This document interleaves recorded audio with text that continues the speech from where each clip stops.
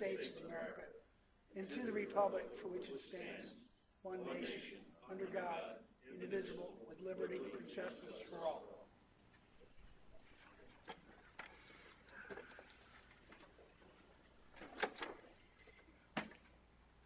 Okay, our agenda today is review the minutes from the February 23rd regular meeting, remarks from the President, General Manager's report, including status on the capital improvement plan as described in 27 October 2012 memo and decision chart calendar for the Yacht Club project. Clubs committee reports, Sharon and Peter. Public comment, old business proposal for the revision of the Veterans Memorial. That presentation will be quickly handed off from me to Ron Fisher. New business, first reading revisions of MO6, Elections Committee, Dan Statursky. First reading revisions to C07, Comprehensive Plans, Dan Statursky. Motion to investigate ways and means of monetizing OPA boat ramps, Marty Clark. CPI actions, do we have any CPI actions? There are no CPI actions this month. Okay, so, and then appointments, Bill Wentworth, the Elections Committee, Frank Watkins to Marine Activities, Advisory Committee, media questions, and adjournment, other than the removal of CPI actions, because there aren't any. Any other adjustments? Yes. Oh, yes, Mr. President. Approval of minutes. You don't have to write all these down. Well, we have January 9th, January 24th, January 25th, January 29th, and January 30th budget meeting minutes. This whole stack. That whole stack. And then February 20th, we had a special meeting. The minutes for that meeting are included. So we have 1, 2, 3, 4, 5, 6, 7, counting February 23rd, minutes to look at. And after Mr. Thompson is finished and before Ms. O'Hare stands up with a Clubs Committee report, Mr. Fisher, who just happened to be in the audience for another reason, is going to do a brief report on the Communications Committee. So where is that going to be? That's going to be right after Mr. Thompson's General Manager's report. Okay. And Mr. Clark, are you prepared to? No, I was going to wait till you finish, but if you want to do it, you may. I'm going to pull that motion for the boat ramps. I just didn't get it done. So I'll need my homework. So that new business will just be 2 revisions of whatever they are. Well, let me ask a question. Is there, not so much a motion under new business, but is there a possibility to at least have a discussion around that topic, or the dog eat all of that homework as well? I mean, is there an opportunity to just discuss it? I would rather move it off a month. Bob and I are going to meet next week or the week after, sometime between now and the next meeting. And then I'll be able to bring it in with all the I's dotted and T's crossed, rather than just scattered out. Okay. All right. Very good. There's enough opportunity for me to mess it up, but And By the way, Mr. Clark, do you even own a dog? do I own a dog? Do you own a dog? No, I Mr. don't. Elmore? No. No, you don't. Okay, that's what I thought. Okay. He ate the dog. so with those changes, Mr. President, we have an agenda for the meeting. Okay.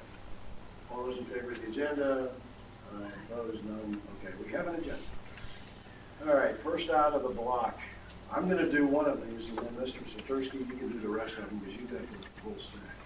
February 23rd minutes from the regular meeting. Any changes or adjustments to that? Any motion to accept these motions? Second? Second. All those in favor? Aye. Opposed? Question, on the balance of these, Yes. I've got them. I didn't bring them with me because they weren't on the agenda. I've read them, as I remember I didn't see any changes, so I'm going to vote to accept them, but I don't have them here physically.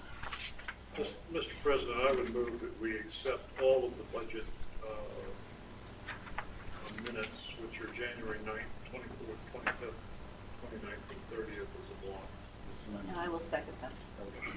Any discussion? Because I've read them and I don't have any changes either. Call the question. All those in favor? Aye. Opposed? Thank you. And then February 20th, the special meeting, I would move that be approved as it stands. Second. Discussion? Anything wrong with those either?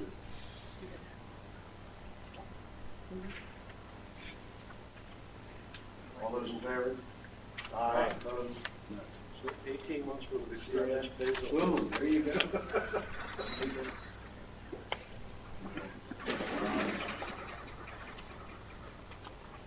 President's remarks. I really don't have any today to bring at this point. I think we're at a point of moving on to Mr. Thompson. Can I say I don't have any either? No. We're getting close to Germany. No. Okay. Tom, you can We send adjourned us- this fast. The agenda says you had two. They would swear I wasn't running a meeting. That's just the way it would be. Just think we could blame everything on Dave. No wonder the meetings take so long. Tom, you could have said we had a nice ground break. Yeah, we did. Yeah. Well, I figured the media covered that pretty well. They did. Thank you very much for that coverage. Could have been a little warmer, but Yes. Well, we're not in charge of that. we're not in charge of that part. Bob is. Bob is in charge of the weather. Oh, nice. Been blamed a lot of things, so. Thank you. Yeah, we can call you on that too. Yeah, go ahead, I'm good. All right, I just run through my report. We'll start with the golf course, with the greens. All the green work has been completed. One of the advantages that we have right now, real excited about that. One of the things that that's very good this year, if you recall, last year we finished in April 18th. This year, all the greens were finished by March 1st.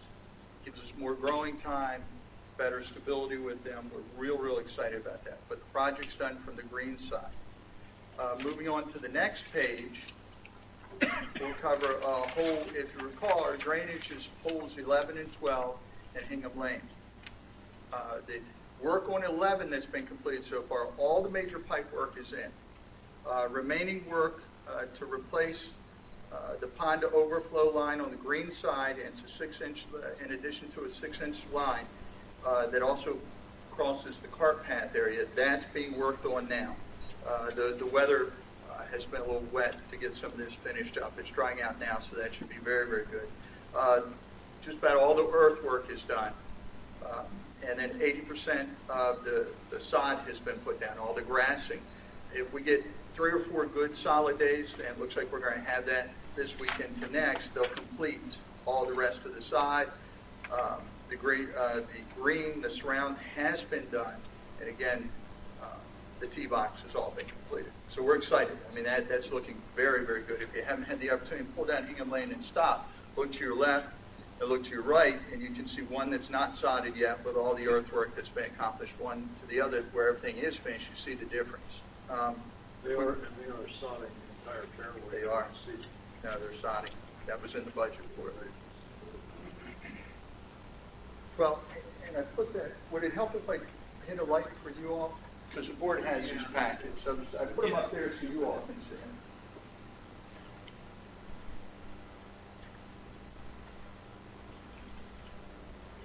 Is that okay?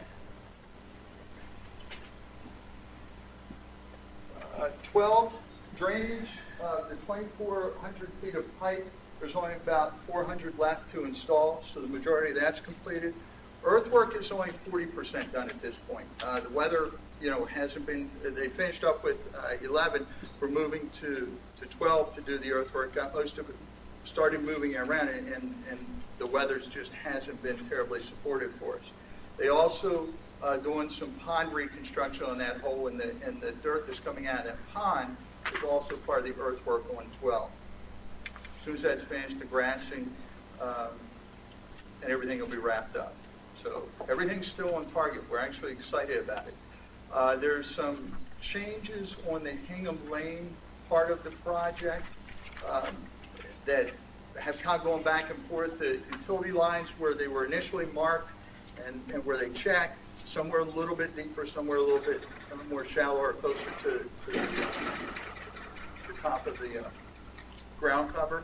So they've just had to look at if there need to be a change or modification, just making sure we don't want to hit gas line or water line or anything in there. So they just had to slow down just a little bit to make sure everything was there as it was marked. But other than that, everything's starting to fall into place. We should have everything complete, wrapped up next 30 days, maybe 40 for the rest of the Hingham Lane piping. but everything else is good. If we get a break with the weather, they accelerate. They do very, very good work over there. Other positives with golf right now, I just want to give you kind of an update. I met with several of the regional manager, our local pro, as well as their marketing director for the region. And we all sat and went over a number of things that they've been working on our behalf. Creation of course standards of operations, basically the conditions, the agronomy, all of those things. Rusty has put a real nice plan that they're following together. It's an annual plan that'll be reviewed and updated. It's theirs, but they were kind enough to sit with me and we sat and went through it, and it's a real detailed plan. They also created an annual plan for operations for them, which included the SWOT, events, competitive analysis of other courses in the area, awareness strategies that they're deploying, and those, a number of those, and we spent about an hour going through that, and it was just a real detail, and it looked real good. And we're kind of using that as our measuring stick because it actually broke down elements and things that will be occurring. We have Mr. Billy Casper that's coming back to the course. He visited 2 years ago. He's coming back. Very, very excited about that. The date was just finalized to be 22nd May. He'll do a couple of events while he's here for us. One of them, he's going to do it looks like, we're trying to get a schedule nailed down exactly. He'll probably do, our goal is to do a private luncheon with the Lifetime Golf members. And then later that afternoon, do another of his public sessions. Anyone who was there last time, he sat up on stage and answered questions, talked about his tournaments, talked about certain putts. I mean, he was really a neat man to listen to. And from a non-golfer, he had me amazed sitting there watching him. So really a neat thing. So if anybody has the opportunity to come when he's speaking, it's worthwhile to come and see. Other thing with golf is we have a Pro-Am coming up. That's basically where the golf pros from the region come into play.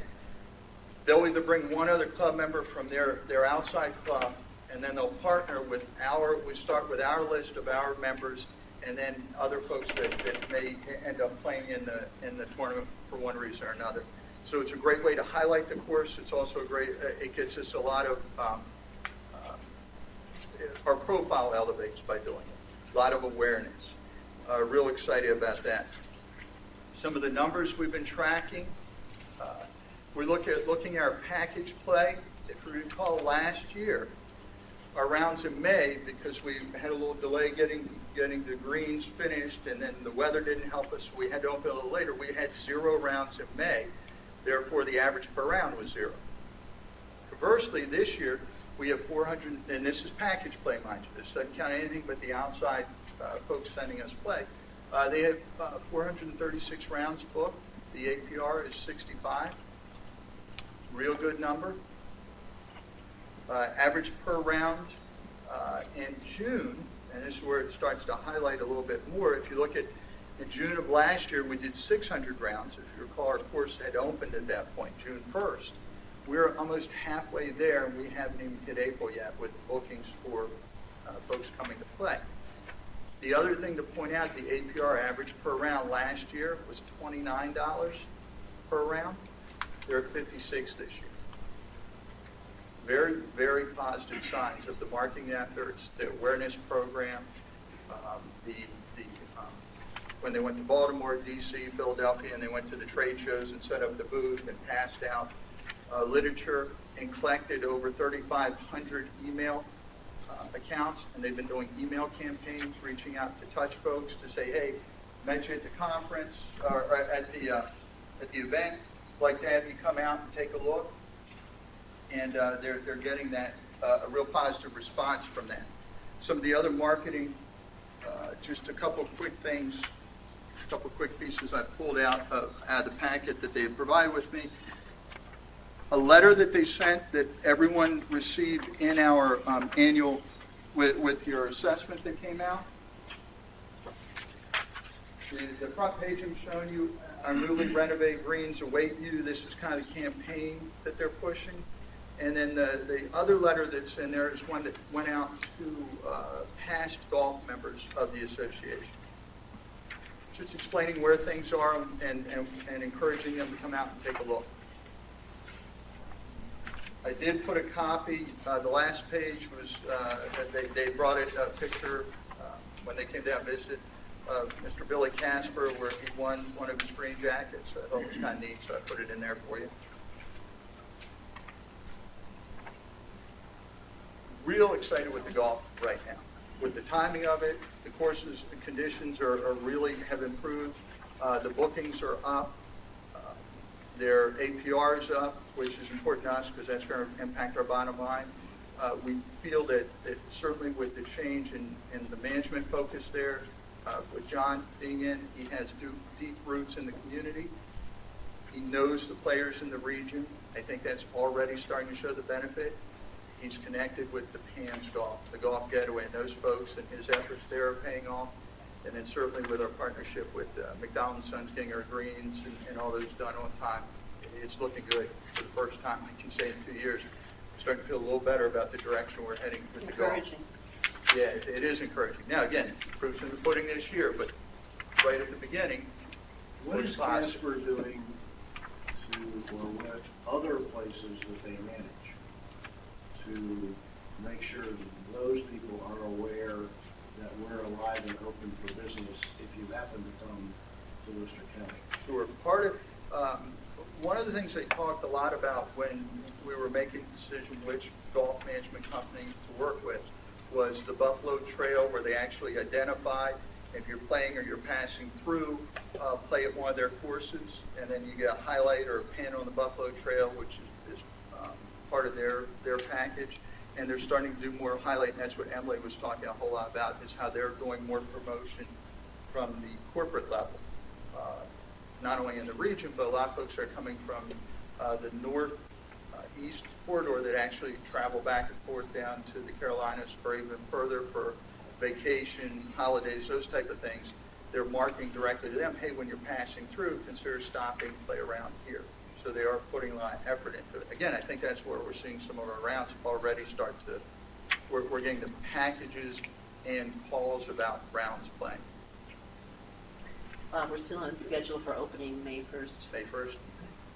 I keep saying April 15th for the, or McDonald's and Son. Andrew's tired of hearing me say that, but John and I are real focused on, John Malinowski. We realize May 1st is really the realistic start time. Okay? So we're encouraged. Encouraged for the first time in a while there. Finally start to see all the work kind of coming to pass. Some other good news. The Maryland Recreation and Parks Association has their annual meetings and conferences. We actually, for the first time, submitted 4 categories for some of the work we do. The work includes a program logo. That was one of the categories we actually submitted for through the state, and Ocean Pines won first place for the Ocean Pines Farmers Market logo that they use. Our activity guide, the winter guide, as well as the playbook, won first place in each of their categories. A copy of the playbook and the activity guide. So of the four, there are 8 categories that you can submit to for their annual awards. Ocean Pines won 3 of the 4 they submitted to for the activity guide, the program guide, and the logo. Pretty neat when you're talking about against all the other rec departments in the state. So the team deserves a whole lot of credit for that. Our marketing department with Teresa and Rec and Parks with Sonia. So our efforts are starting to a lot of the work that folks have been putting into it are starting to be recognized. So we're really excited for both of those teams. Well, let me respond to that, because I think it's not only great that you won, I think it's fantastic. I also think it's great that you competed. That you stepped out there and put yourself up against other folks to see how you work. I think that took some, I'm very happy about that. Thrilled you won, but at the same time, even the act of putting out there, how are we compared to other folks and what they're doing? And how professional a job are we doing compared to other people? So congratulations to Teresa and Sonia. I'm not sure how much you had to do this, but No, I'm reporting. That's my job. They'll actually be recognized, it's April 18th? April 18th, the annual conference for the Maryland Rec and Park Associations in Ocean City that week, or during a part of that week. And at the annual banquet, we'll be recognized for those. So real exciting. Back to a little more business. Bridges of Ocean Pines, just give you kind of a quick update. Working close with the county, I told you last month, we're having some challenges getting the engineer to commit, the ones that did the bridge inspection, to tell us what we really needed to do or not needed to do. We're kind of through that. We're working with a couple different engineering firms now, just getting some through the county, through the engineering firms to get exactly what we need to do to make the improvements there. County's working on a major bond for work on the county wastewater and treatment plant. They're going to include the bridge that has the piping over it to run the pipes the way they originally should have been, under the water as opposed to on top of the bridge. So those things they're looking at now to figure out how we can move forward with that. In the meantime, we are looking at what we need to do to the bridges on top, fixing the bolts, fixing the rails, whatever it is we need to do, and then we'll put that out for an RFP for a company to come in. We'll pick off the things that we can do internally through Public Works. The rest will be put out through scope of work and the RFP process. So we're working on it. Again, I think one of the things we're going to avoid this year is we're not going to do it during summer months, during peak season. Our goal is to get all this put together over the next couple of months, get the RFP out, have plenty of time to review it, award a contract in the fall, and then tackle whatever we need to between fall and early spring next year.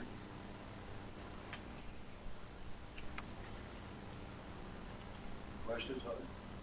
What budget is that coming out of? It's a good question, Dan. I didn't write that one down. We budgeted for some money for bridge repairs. I remember the discussion about when we were. Yeah, it's, I don't remember where, I don't remember off the top of my head. I can certainly find that out.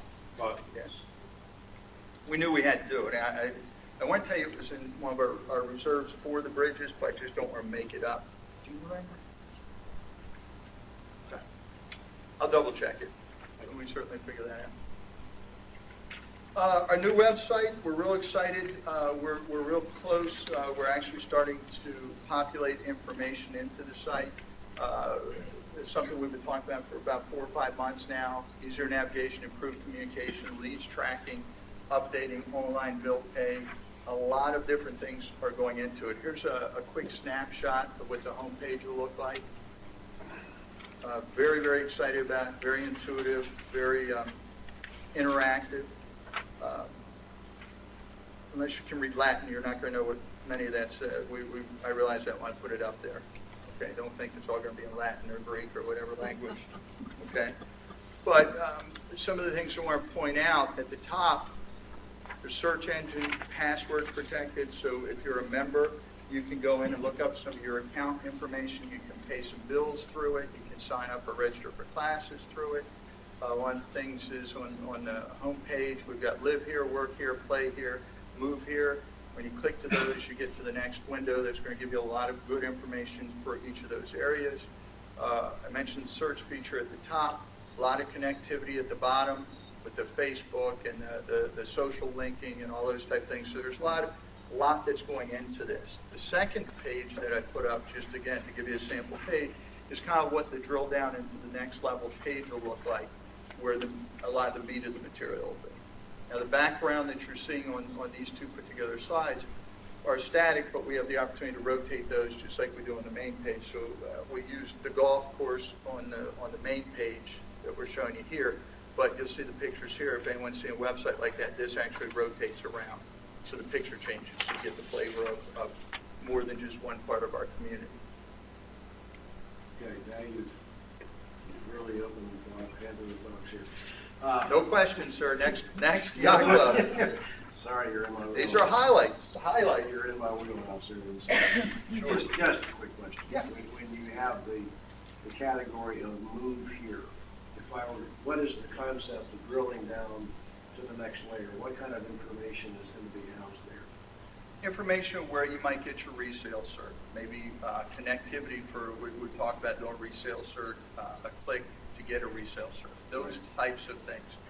We're looking at areas there where you might be able to connect to local realtors. You might be able to, those type of features would be It's like built in. relocation on the camper website. Exactly. Okay. Yeah, like relocation. So we are looking to possibly link those. real There'll be estate a whole lot of agents Who might want to help us pay for Mhm. this. Just, throw that in. Got to get the site put together first, so. Sorry, Sharon. I didn't say anything. I saw it though. I saw it. Yeah, no, it's partnering, it's working, we're No, trying it's to have a good. more Yeah, I interactive mean, site. it's We're all excited positive. about it. Yeah. It's good. I like it. Okay. Any other questions Oh, I there? can keep going, but I won't. I'm sorry. Good, thank you. You're welcome. I said I'd be short, but, I'll stop. all I right, do yeah. have a question. The Yes, ma'am. catering and special events, that goes to, who does it go to? When someone clicks on these things, Yeah, and they have a again, question, I'm giving where you a is it gonna go? snapshot. Each of them will send you somewhere different. Catering special events will go to something under the Yacht Club page, Okay. okay? But they'll be tagged with our Yacht Club, not just David, but we're looking at a banquet or catering manager, and we'll talk about that in a little bit, so they'll get notified of it, and They it'll... will get an Yeah, email. Oh, good. and it will highlight not just the yacht club, but the beach club and the country club to give multiple venues for catered social events, 40th birthdays, whatever. It gives you, you'll have the option to drill down further because we're looking at the clubs of Ocean Pines and marketing all of the elements where we could do a catered social type of event. And obviously, with the ability to do that, you're going to include some form of initial qualification questions to the person who is asking. Yeah, the capture information? Exactly. Yes. What size event, when, what are we planning? And So the- that you can respond. Absolutely, and when you click on the different venues, you'll be able to say, well, the yacht club will hold 300, the beach club will hold 100, the country club will hold 150, whatever the numbers are. So you'll be able to visualize and kind of go through and do a search yourself as you're looking, and then you'll get, once someone's in there looking around, we'll be notified, they'll get a reach out from us. So we're excited about it. Yeah, it's great. All right, Yacht Club. Couple things I wanted to point out. We have hired a chef for the season. I say the season, the summer season. Paul Suplee. I'm hoping most of you recognize the name. Very, very excited to be working with Paul. Paul owns property here. He's worked for us in the past. Paul spent a great deal of time at Worcester as Worcester County's culinary, head of their culinary department for the county. He now works for Warwick Tech, leading part of their culinary division there on the food side. And Paul often does things because his May through September, or May through the end of August, much like most teachers, they have time off. He does secondary work. He's agreed to come to work for us this summer. What's really, really exciting about that is great name, great reputation, very talented man, committed to the club. And quite frankly, we're going to close after September, after Labor Day anyway, giving us that through. It worked out for us. I'm going to say Rob. I'm not going to say his last name. I mess it up every time. But Rob, Susnovich? what? Susnovich. Okay. Correct. I heard a Go T, for but that. okay. I just don't want to goof it up. But Rob is Paul's right hand or his sous chef. Rob has been just wonderful to work with. Paul, because of his work schedule right now, is still obviously fully engaged at Warwick. So he's relied a lot on Rob, and Rob's just done a fantastic job. So we're real excited about where we are stacked up. This is, again, I think a very, very exciting time for us because we have two extremely talented folks in the kitchen. Bless you, we have an extremely talented manager on the front side, and they all have already started to develop a very, very good working relationship. So I think we're really sized up well in that area for this year. Okay? Other things with the Yacht Club, we updated our liquor license. Every year we renew liquor license. This year when we did the update, we changed our licensing at the Yacht Club to allow off-site sales of beer and wine. A couple of things we're looking at. A lot of times with our marina, a lot of boaters come up. They want to buy beer, wine, ice. We sell ice, but we couldn't sell any beer or wine, so we're going to be able to do that this year. The other thing that we've been talking about for the last couple of years and just haven't been able to get it together, now we feel confident with our team in place. Some things at the yacht club, the wine tastings. Dave's talking about a wine club where you participate in the wine club and you can purchase the product directly from us. A number of those things that the licensing allows us to do. So we had talked about a year ago and just didn't do it. This year we decided to go ahead and move forward with it because it seemed to work well for us. Also gets us a real good set for this year to get the kinks worked out, logistics worked out, and we roll to the new facility. We've already had some practice at. Demos should begin next week. If you haven't been out to the site, take a ride out there. They've got the construction fence up. They have the silt fence up. We have a little bit of a lighting issue right now where they've had to do some pre-work. They had to shut some lighting down. That will come back on. Chop Tanks are going to come in and put, we're dividing the club up, or that area up, into 3 sections. And when I say 3, the yacht club proper, the main new building, the pool side for the new pool going in, and the marina.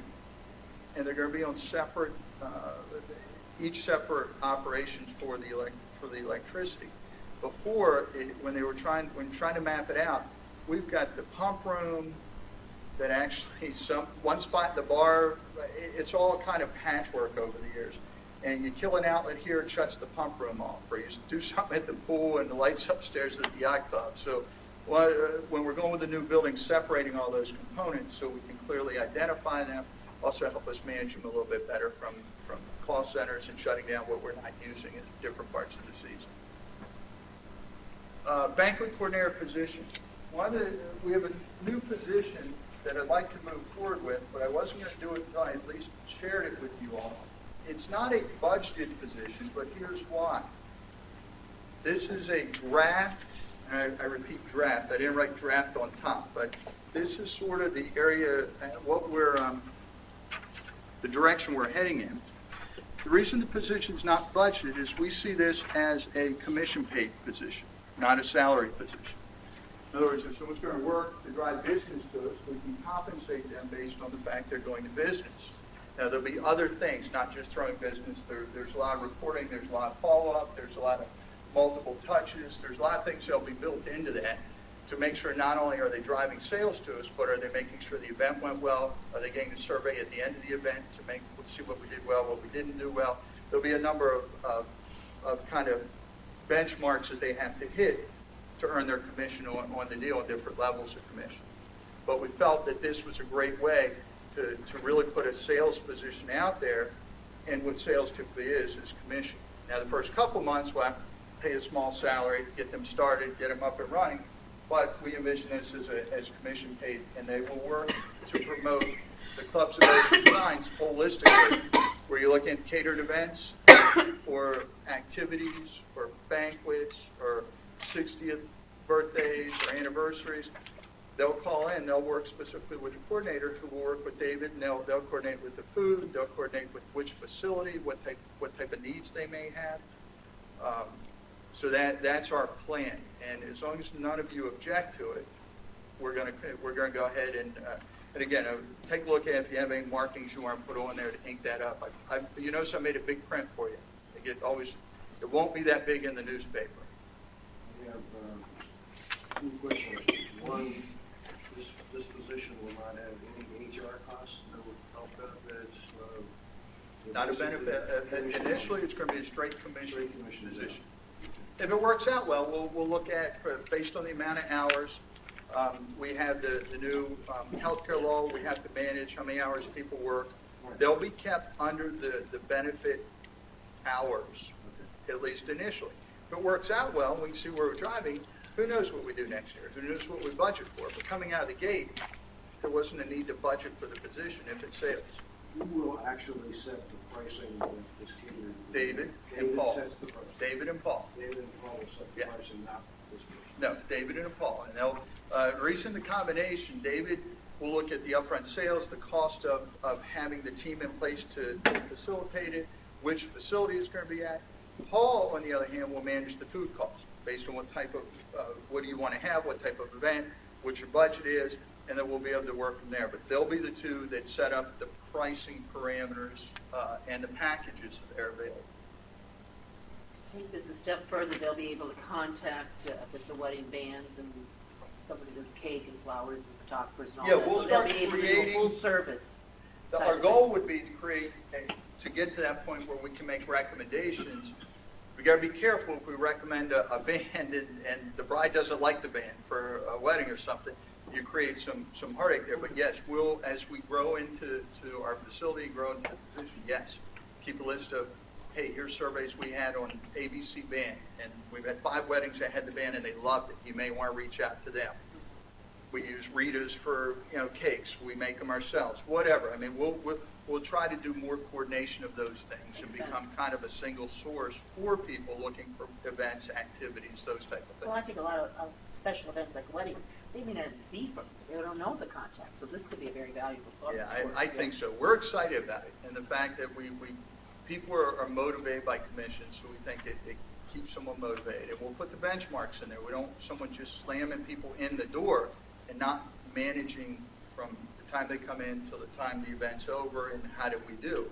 We'll put some steps in place to make sure we have some benchmarks. Now, will they be able to do a theme type thing? Let's say a club of Ocean Pines wants to do a theme luau or something. Will they work along with the catering manager, or will this be? Well, example, if you were going to do a luau, you'd probably, first thought would be use the beach club. They'd work close with Linda at the beach club, Okay. see what does she already have at the facility. A great example, last year, we had someone with a wedding, and forgive me for not remembering what it's called, but the arch that the bride and groom walk under, arbor, is that the right term? That sounds good. Anyway, the arch they walk under, they have flowers on. We didn't have one. Well, the bride and groom really wanted one, so we don't have it. They bought it, and at the end they said, we don't want it, it's yours. I mean, it's just a wooden, it wasn't terribly expensive, but as those events, but now Linda has one if we need it. As we find those type of things are useful, we may buy a more expensive, something more to use, and rotate between the facility. There are things we'll learn as we go, but yes, we certainly can do a theme, we can do, that's the neat part about designing this position and then focusing on all 3 facilities. We really have an opportunity to offer multiple events, and not just a wedding, catered event, anniversary, Sure. end of the year party for the hospital. I mean, I could think of a lot of ways we can utilize our facilities and utilize this element of our business. I think that David, with his background, will be able to help some of the nuts and bolts of salary commission versus quality of work and that kind of thing, how they structure where he's been before. Good. Dan, I know you're looking deeper. Yeah, I am looking at 2 things on this that you don't have in your description, but I trust you're thinking about it. And that's, first of all, my experience has always been with folks who are working on commission is that you definitely want to develop a contract that specifies both expectations and support. And that leads to the second part of this, and that's that you can't expect somebody to walk in dead cold off the street and start generating business for you. I don't think. I do think, though, that you do want some place to funnel the leads that would be coming in from the website and things like that. And that would be this person's, easing into the job as, wow, here's a bucket of things that I can start following up on that. Yes. We have a number of events and a number of inquiries already Yeah. for the new facility. It's pretty interesting. We have a lot booked this summer. Well, and you have a lot of you have a history of people who ran events in the past who are no longer running events. Example, the Optimist Club runs a dinner every one night a month, and I know they're looking for a venue. Yeah. Things like that, which are in our records. So all I'm suggesting is that with this person, don't bring them in cold and hang them out there to dry. Bring No, them they'll in get cold support. and We're as much vested to them being successful as they will be with their commission. Yeah. You can always work a draw-is commission approach where they I've- kind of pre-draw. Completely agree with you. Get all that. Yeah. Yeah, I don't care about the budgetary status as well. I'm just worried about the success of the project, Yeah, which leads to our success. exactly. Our goal is to be that's why we went in a lot of detail there. We're cycling through a couple of us, kind of tweaking some things. Wanted to bring it to you all before we put it out for advertising. Didn't think it was right to advertise a new position without at least bringing it to you all first. We really believe that having this source will make a big difference for us. To be able to track and follow up and meet the needs of those calling in. It's hard to rely on you can't have David doing it. I mean, he's got to run the club. You can't have Paul doing it. He's got to run the food side of the house. So having someone peeled off to do this and focus on this, we feel is a right step for us. Okay? All right, next thing, just to give you a couple other areas that I'm looking at. Section 3, we had the nor'easter that came up. Actually, it was created a little more water, a little more havoc than the actual Hurricane Sandy, other than the tide, the amount of water we had. We appreciate the work the county did and Mr. Meltzer over at River Run, but it was a step in the right direction, but it didn't alleviate the problem, certainly not for the folks in Section 3.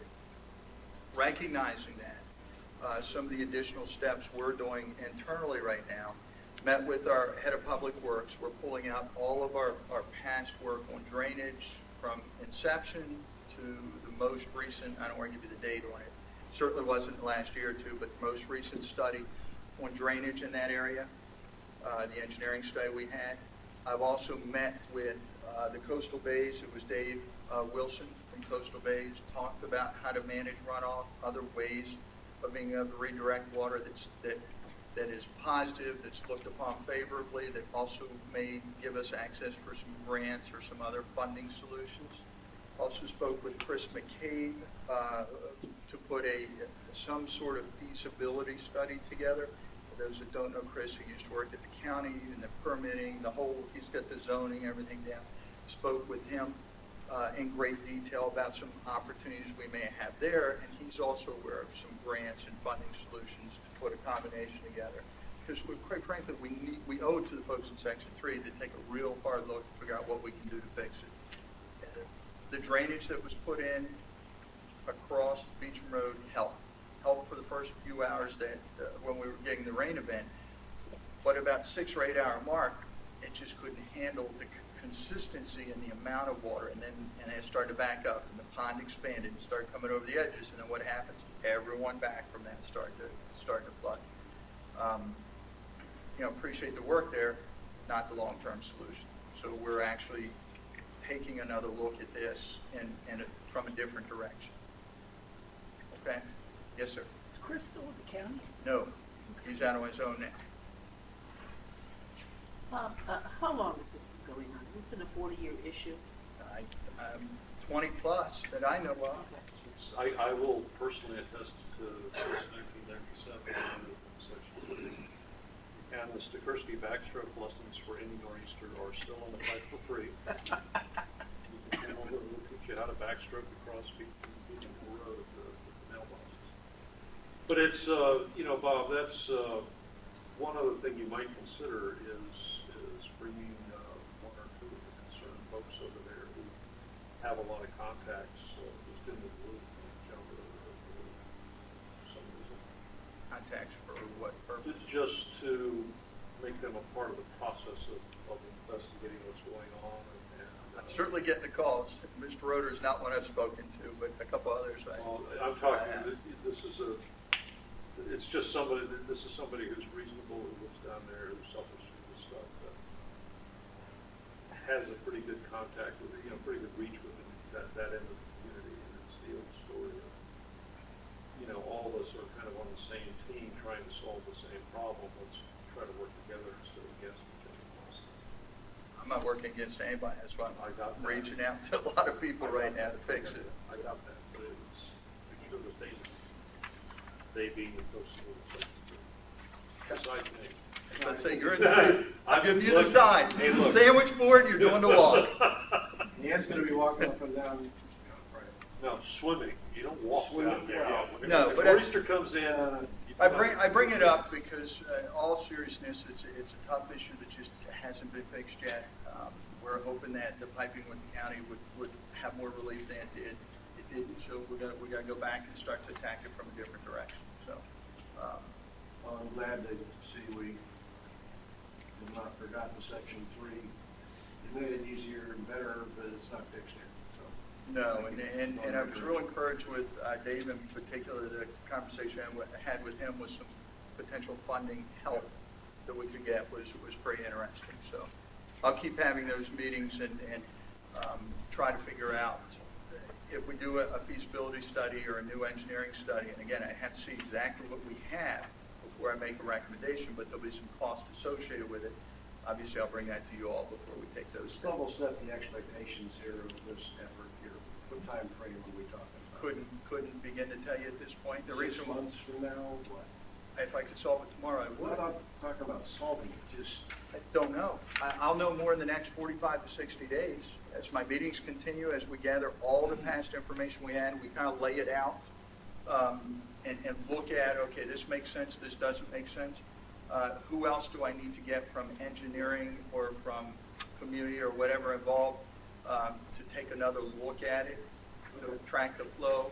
Certainly, this is the time of year when we're getting rainfall, so Eddie's doing, Public Works doing a very good job.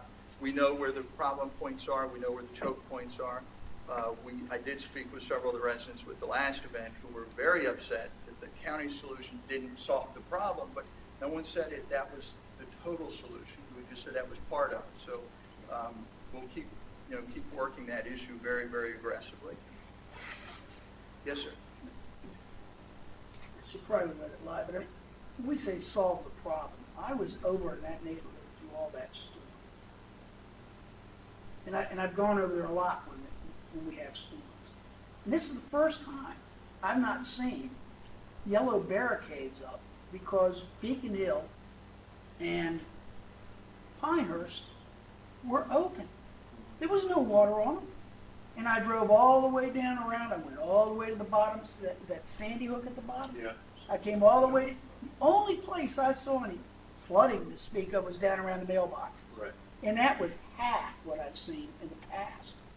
I mean, what I saw was Yahoo! It worked. Now, there are places that I saw that need some drainage attention just because years have gone by where areas haven't even been used because of the fact that we weren't going anywhere. I went down Beecham Road and that pipe never didn't have water to flush. It was an unbelievable amount of water coming up underneath the new pipe and over there on the Meltzer's property. I just wonder what problem we're trying to solve. The one letter we got from the one gentleman, I went back and tried to talk to him. I talked to his neighbors. Every one of his neighbors were thrilled with what happened during that storm. Every one of his neighbors. They said, well, his lot was wet, but his lot is always wet. I mean, I can show you lots in Ocean Pines. Today, you could lose your Sperry topsider walking across their front yard. Hello? That could be any number of problems, but I think, I was way more impressed than you seem to have been with the relief we got. We were, where the impact came, and again, don't know when you drove down. I was there 3 times. I was there when it was raining so hard that No, my but hear me underwear was out. soaked inside. During the light hours and into the 5 or 6 o'clock hour of that main rain event. 1 Beecham o'clock in the Road- afternoon. Yeah, the Beecham Road, at 1, if we were good. 3 or 4, the Beecham Road pipe started to fill a little more. By the 5, 6, 7 o'clock that evening, because we had a crew coming in tracking it, the pipe was completely submerged. Did we close the road? Did the road ever cover? You know what? I don't know if they put the I barricade mean, up I've or seen not. that road close in high humidity. Well, we're tracking it. I'm just saying, we're actively tracking it. It was the later hours when the rain event continued, the pond started to overflow. We lost the pipe had got completely covered. Early on, we were so excited because we thought, wow, this is fixed. At least, it looks that way. As it progressed and the event continued through the night, it didn't. It started to back up. So, Well, at 12 feet elevation, you're never going to fix a drainage problem, ever, when it rains 3 inches in a couple of hours. well, I think the challenge here is to keep level setting what is the effect, because Marty, we all got your email when you were out there, and thank you for going out there to do that. That it appeared to have been solved a lot of the issue. We now have to track it to see how much is left, dependent. I think that's, And we will. So it's I mean, good that's- news, bad news. Good news is it appears to have worked very well.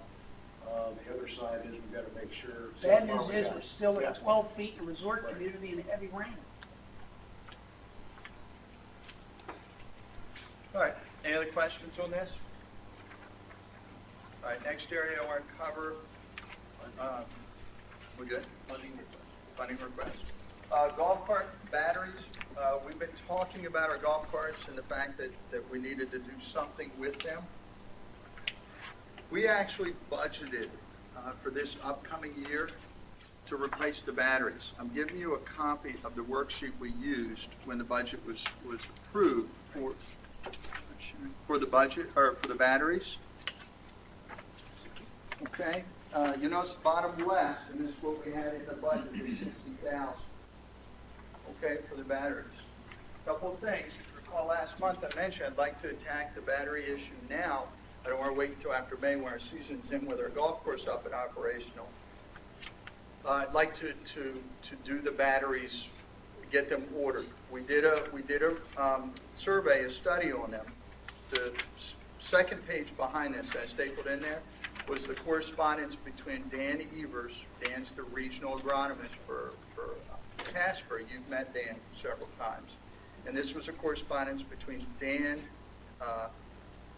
Paul, regional manager for the golf cart specialist from Yamaha, and a breakdown of some of what their costs were. And then the last page is the actual final bid to replace the batteries. We did actually also look at replacing the carts in their entirety, and we could certainly sell our carts, replace them. So we went ahead and did some pricing. I'm bringing you the one that was the most reasonably priced. But there were others that we received that were higher priced. But when you look at the amount of money it would take to replace our fleet versus the money that it would take to just do the battery replacement and their new batteries, Yamaha would actually come in and replace them, install them, the warranty, the whole 9 yards. And the back page with the blue where it says invoice is what, and you notice the date, we just got it today on the actual pricing. You'll notice it's almost 18,000 cheaper than what we had budgeted for. So this is a quote, not a bill. Oh, it's not a bill. I haven't done this yet. No. Because it said sold to, and that's why I was making sure this wasn't. No. This is a quote. A quote. We had not ordered anything. Okay. Yeah, please tell me where, because I don't want Right him in the saying middle that. under description. Battery quote. Well, it Thank does you. say quote, but it says sold to up here, so just double check. No, we haven't ordered any. Bob, I don't understand what a core is. They're talking about taking back cores from the old batteries. They're basically taking the old batteries out, putting a whole new battery Okay. in for the carts. We've had problems with them for the last 2 years. When we went back and started to look, and Sharon, for your benefit, because the majority here were on the board, I don't know how or when this happened, but I don't think we got brand new batteries when we bought them the first time. Really? The batteries in there are refurbished batteries, and no one can figure out why or how. They've been swapped out somehow, somewhere. Those were brand new carts. I'm well aware of that. $40,000. I'm well aware of that. Again, it was before my time, so we've done everything we can to research it. It looks like they were replacement batteries. I brought that up before. I mean, it's not the first time you're hearing it, so. Well, the difference in the prices of the batteries, two different prices, and one is without cores, with cores. That just doesn't make any sense to me. So what you're saying We're is if you replacing the replace entire old battery, unit, cables, they get the old everything. ones. Okay. They're taking everything out, putting in. The manufacturer's actually going to come in and do it. It's cheaper. They recognize some of the problems. The batteries just don't last as long, so they've actually, using our Casper leverage, we're able to negotiate a much better package for us, and that's why the difference in pricing. The original pricing that we put in the budget was when we did pricing on batteries. but we didn't actually use Casper to negotiate using their leverage to get a package for us. We now have. Okay, and how soon can this be done? A couple 3 weeks, we have to put the So it'll order be in. ready for the May 1st opening? Yes. Good, okay. Yes, But it's not in this budget. We don't have the money until after May 1st. May 1st. And again, I said last month that I was going to try to have this for you at this month, so we can purchase them now, so we don't have to be changing batteries after May 1st, when we're in season and we have all kinds of folks trying to golf and our batteries aren't working. So it's an out-of-budget purchase. Yeah, But we have money budgeted starting May 1st for it, so we're a month out. It's the impact. it doesn't have to Well, be you paid can- until 30 days. Not 30 days. Again, I've got to apply common sense when I'm trying to support the course. I can't have it failing May 1st when we have bookings already in and not have the batteries done. You all can make a different decision. I think the wise thing is to make the purchase now. Do we need a vote on this? Yes, because it's not budgeted in, so it's not budgeted for this year. It will be as of May 1st, and anything over 15 I bring to you all for yes or Now, no. let me ask a accounting question. You just raised an interesting issue. We're on the accrual basis, so the minute we order it, we owe it, or when we pay it, we account it. When we order it, you typically pay for it, but It says not 30 I can days. bring in, I can call our accountant and ask. Okay, can I step out, this really, I don't know the answer. May I step out and Yeah, ask I'll our? start. Please, because I can't vote for anything. Pete, that's not would you budget. mind sharing with your expertise? Yes, Jeff. You have to book the liability and therefore the purchase, basically when it's delivered, not when you pay it. When you pay it doesn't count. When you incur the obligation, full base, you got it. So if we ordered it, they delivered them, recognize the liability, we got it. So regardless of when we pay the Payment bill, date has nothing to do it'll be in this year's budget regardless of when we pay. unless they were delivered after May 1, which is not the objective. No, Okay, it's not. all right. Just make sure we're all on the same page. Thank you. Need a motion? Make a motion based on what we just discussed, then we go ahead and approve the purchase. I'll second. Discussion. 1 month into a new budget, we're already spending money we don't have budget. 1 month. We haven't even gotten to the budget yet, we're spending money.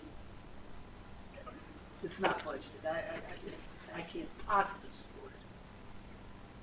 I mean, what if you didn't have the money?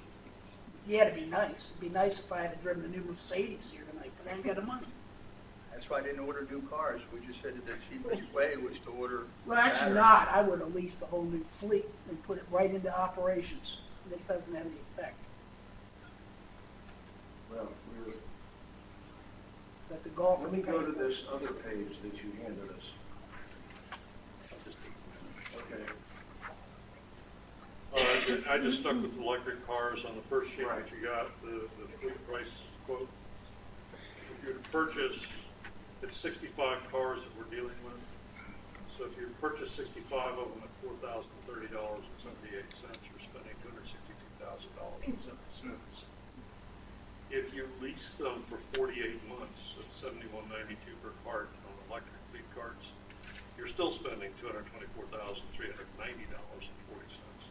versus $41,041.67. Certainly put this page aside. I think that, what isn't answered here, but I think it's valid to assume, you have to qualify this. The only question I would have is the life of the cars, X batteries, good for another 4 years? We believe they are, and The John believes batteries, they our are. existing experience with the batteries, these things are about 5 years old now, right? 4. So we can expect another 4 years life on the battery. It's a non-question as far as I'm I concerned. mean, you're talking about money that's already here in any budget, and getting them so we're ready to go for the season. Any other comments? Concerns? Call the question. All those in favor? Aye. Opposed? No.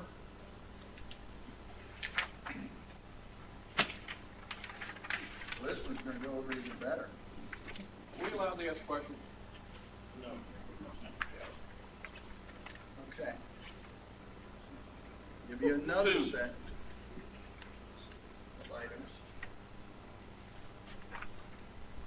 If you recall, 2 years ago, we had the pump, the well pump on the front 9 of the course failed on, it broke. It's something they wear out over time. But they just fired up the pumps recently on the back nine because they shut them down for the season, the work's being done. And we were having a little bit of problem with it last year, well, now the pump doesn't work at all. What we've done is we went out, spoke to a couple of contractors and got a bid. If you'll notice the first page, it says inspections at the top in my handwriting. This is a company we worked with in the past. They'll come in, they'll pull out the existing pump, they'll scope the pipe, they'll run a feed down in a television feed, check it all out, clean it all out, check all the parts, do whatever work they have to get the pump back working.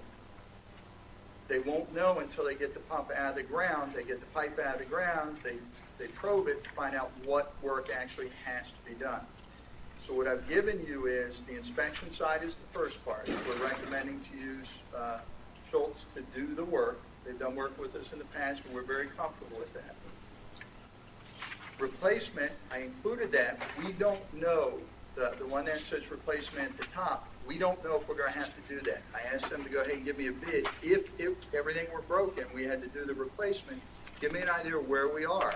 So we're not blindsided when they pull it out to go, oh, we didn't see this one coming. So the second part is the potential replacement. And you'll notice the other bids that came in to do the inspection, I included 3 bids, and the one on top is the one we'd like to use. So basically, if you look at the last 2 pages, they're part of the bids that are included with the first page for the inspection, the cleaning, to see what they need to do to get the pump out. I asked them to go a step further, asked one of the companies to go a step further. If we need to replace the parts, what will it cost us? So there's no surprises. So they gave me a second quote as well. That's an additional number, the second. one is Correct. additional. If everything needed to be replaced, yes. And the reason I asked for that, when we pulled the other pump 2 years ago, the front 9 well pump was broken. We didn't know it until... This is on the golf course, I have no idea. what Yeah, this it's is. on the golf course, Okay, feeds thank the you. irrigation system, Okay. the water and everything. The front was broken. We didn't know anything about it until we went and fired up that spring. It had apparently been broken for a little bit of time. We had them come in, pull it, check it, pump it, burn out, replace the pump. Total on that, I should have pulled that. I think it was about 28 we did 2 years ago for the front. That's why I knew when I got the initial 3 bids that there would be more to it if we had to replace something. I went back and asked them for an update bid for the replacement. They've given us both.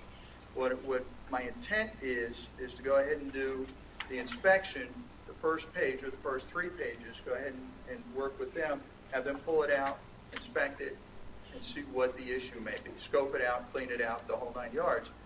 If it's just the shaft that goes down the ground is actually broken into components, we may get lucky and only one of the shafts are broke. It needs to be cleaned out to replace the shaft. It will not be nearly as expensive as this, but I put worst case scenario because I don't want anybody to say we didn't see it coming.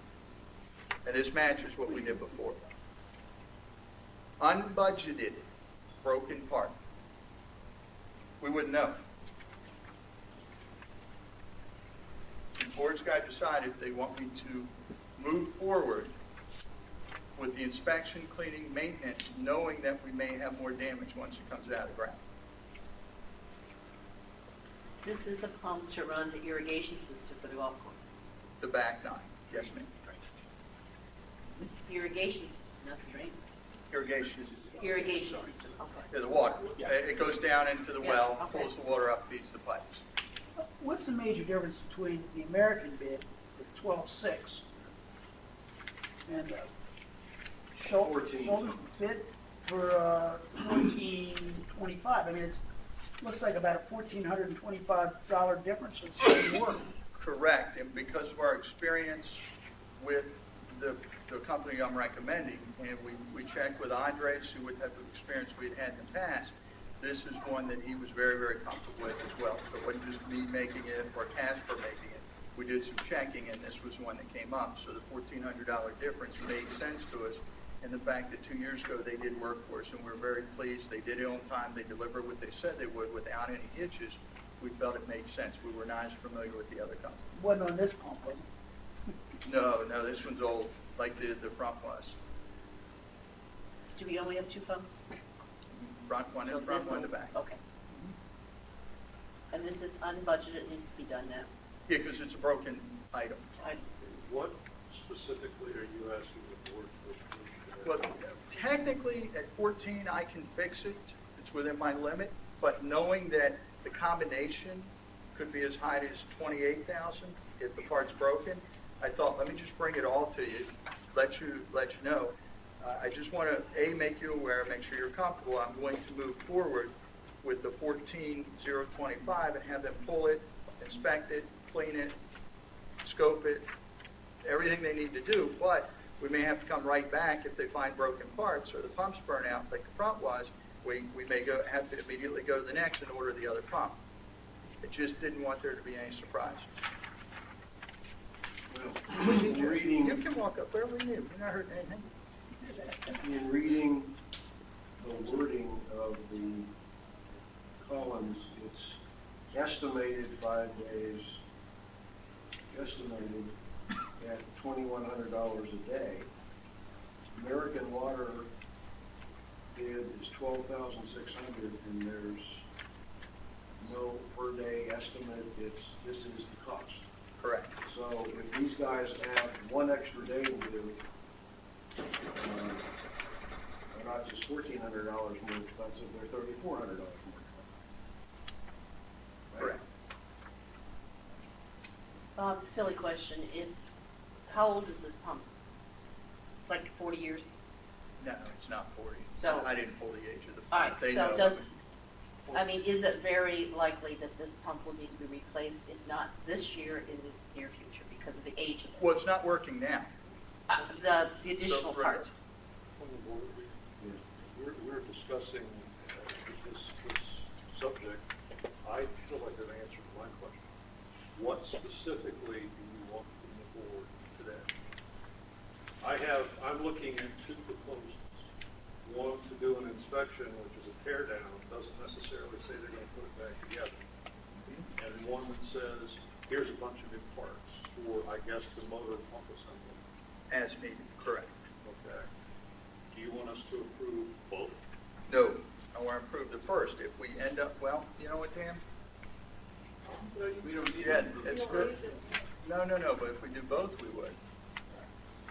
So in other words, you're asking us to I'll- approve it so that if you go through with the first part and it happens, you need to replace it, you can just go ahead and yes. Yeah, my concern is delaying the work that needs to be done when we know we have a broken That's- part. that's what So I was the asking. question would be, for me, I guess, making you aware of both. It's not the intent to spend it all unless it's absolutely necessary. So yes, with your consent, to inspect it, if we need to take the next step forward, not have to wait till the next board meeting. Yeah. My concern is, we don't have but one bid to fix it. That's correct. Well, that's a no bidder. I mean, how come we don't have a bid from American to fix it? Okay, as I said when I started, we did 3 bids to pull it and inspect it. I went back to the company we used before and said, just give me an update so I had some clue if we need to replace it, what it would be. Because you would ask me that. I didn't go back to 3 companies and say, what's it going to be to do it? Because, How do we vote on a bid when we only have one bid in our package? you have 3 for the work I need done today. So you can separate, well, put it this way, it's going to be a board decision. We can separate it, I can call a special board meeting or request a special board meeting. We'll get back together if we need more work done. And then we'll do a special board meeting, I'll get the additional bids if the board would like to do that. Or you can approve the entirety as needed and I'll work through the process. So to be specific, the American Water Well System bid is a repair bid. No, It's it's not inspect, replacement. it's It's inspect. inspect, Only. figure out what's wrong. All 3 we bid to figure out, they all do the same thing. They pull everything out, they inspect it, they scope it. Nobody's fixing anything in the first amount of money. They are We're not. Figuring out what's wrong. That's not quite, you said Schultz or even American finds the problem is a wire, they're gonna fix it, right? I mean, you know, Yeah, of course, yes, so this could fix it. That's the It point could, that the general manager is correct. making. We absolutely. don't want to take the whole step because one of these might fix it. But Bob's point is, if it doesn't fix it, he needs a very quick answer to get it fixed. That's great. I would need at least 3 competitive bids for number 2. Yeah, it just has to be timely, that's all. That's what he's saying. Yeah, I mean, If we can't do it all today, then it, Pretty we need easy to to do the track first down. part, and then we need to do it in a timely fashion to get it fixed. Is that good? Correct. You all get to decide this one. That was really It's good. just, you know, it's a well pump. It's I'm not a pump guy, so I don't have a It ain't a clue big what we deal. might be I- getting out there.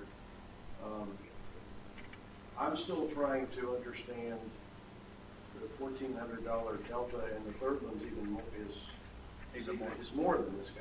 Correct. So we're picking the one that's in the middle. And then we've had experience. And we've had That was the experience. reason. Yeah, they were in the middle, and we've had experience with them before, and it worked out. You want to go with low bidder, we go low bidder.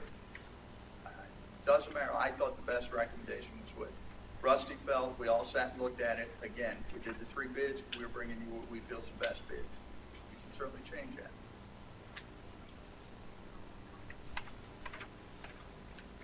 For a motion. Yeah, I move that we accept the low bid.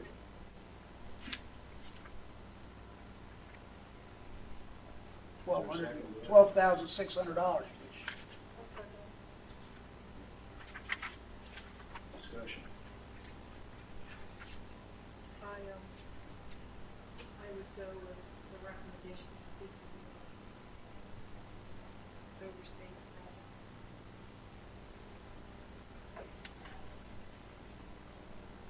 I'm going to rely on the others. Motion that's on the table is to take the low bid, not to follow their bid. Yeah, but I'm just saying, You seconded it for discussion. I seconded it for discussion, so that I could say, I would take the recommendations of those who know better than I.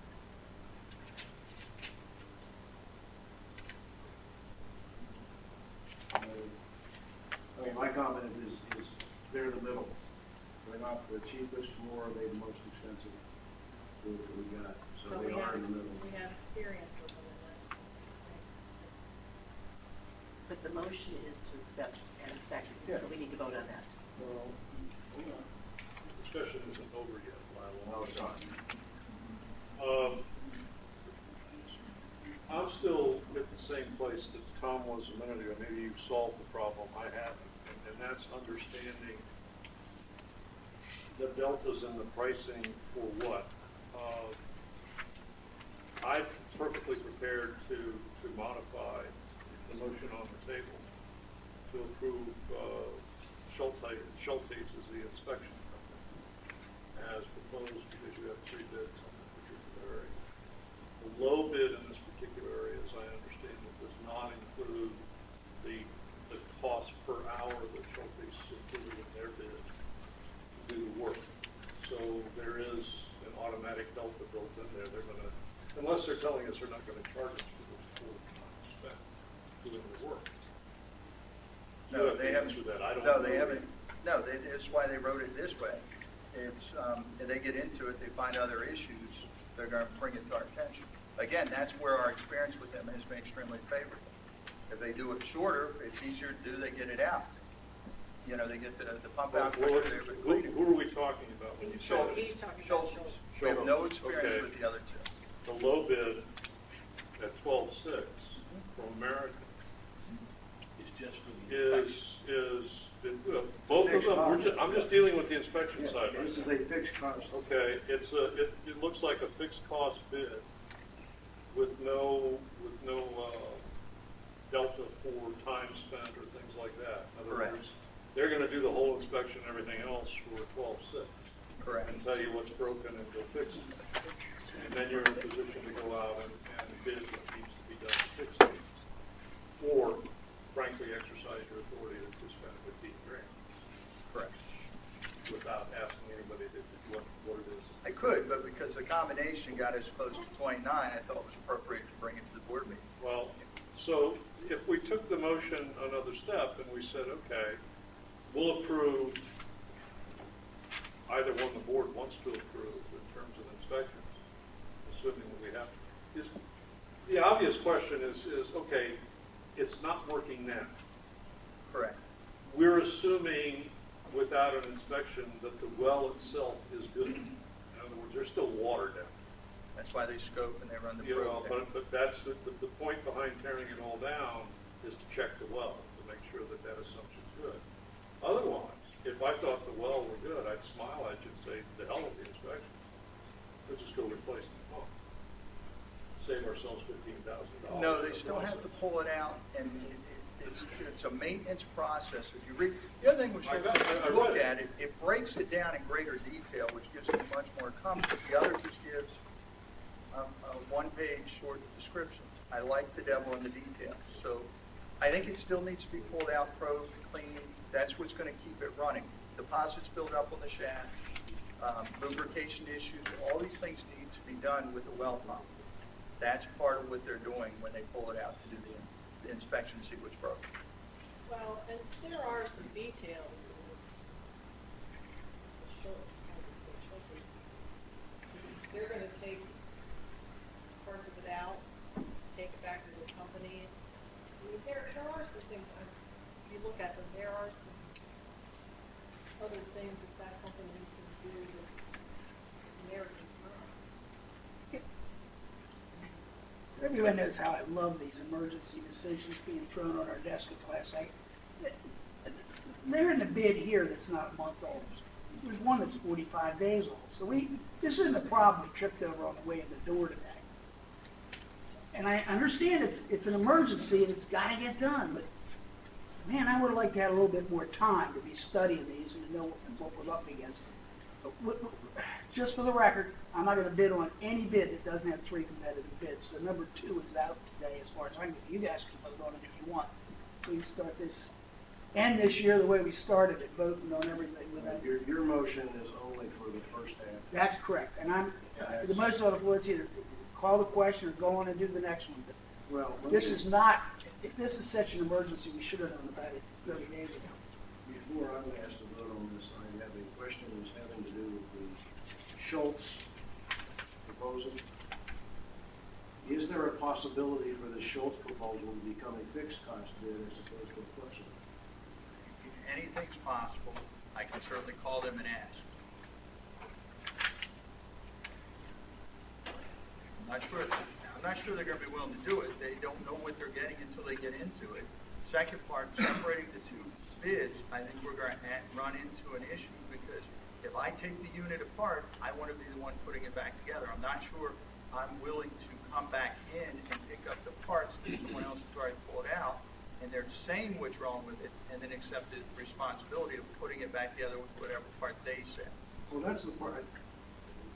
Again, I'm not a pump guy, but what I'm trying to figure out is what work are we getting done here? They're inspecting the thing.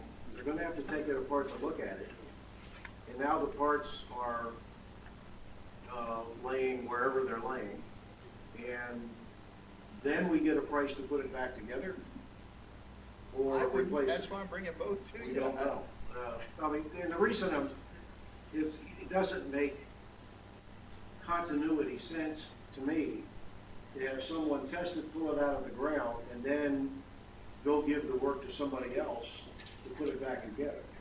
It's like taking a transmission to one shop and then having the car towed somewhere else to rebuild it. But this has been around.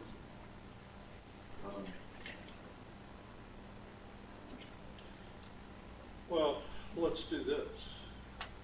I'd like to make a motion to amend Marty's motion to change the vendor to AC Schultes as bid in their January 14th, 2013 letter for the inspection period.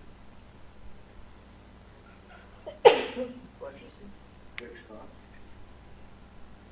As stated in their January 14th, 2013 letter.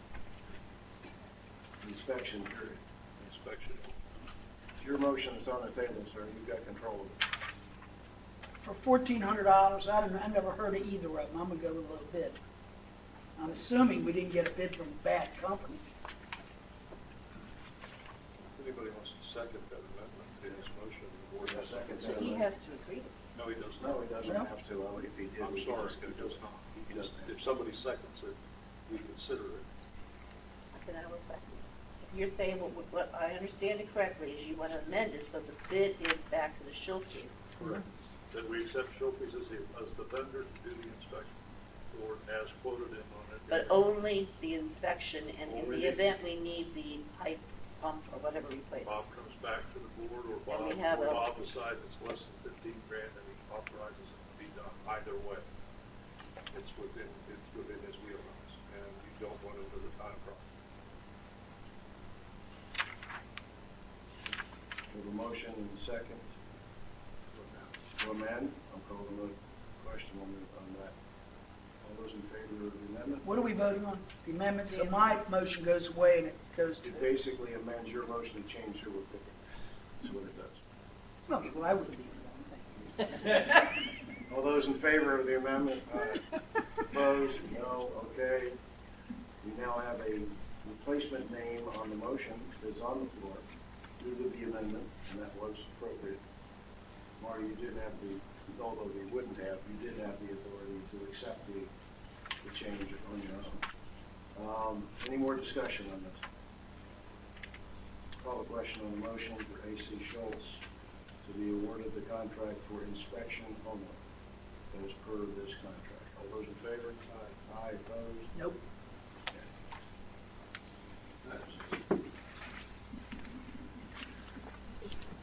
Are you ready for the next one? Oh, I guess there's a- All right, so I can do the inspection, but not the work until we figure out what needs to be done, if I heard correct. Yeah.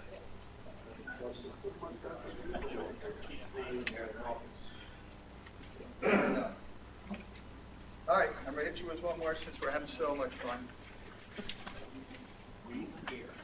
Who's the we? You got a mouse in your pocket or something? No, this one's not, I'm telling you, these are not as bad as they. All right. We have budgeted to do new flooring on the second floor of the beach club. We put in and got approved late last year. During the budget process last year. As we're looking at spending the money, we had budgeted, I gave you the first page, this is what we had approved, $18,000 to redo that flooring. We're hoping to pick up some of the shoulder seasons, do more events upstairs. The challenge is new floor doesn't drive revenue, okay? If it's uncomfortably hot because we have no HVAC up there, or uncomfortably cold, doesn't matter what the floor looks like, people aren't going to use it.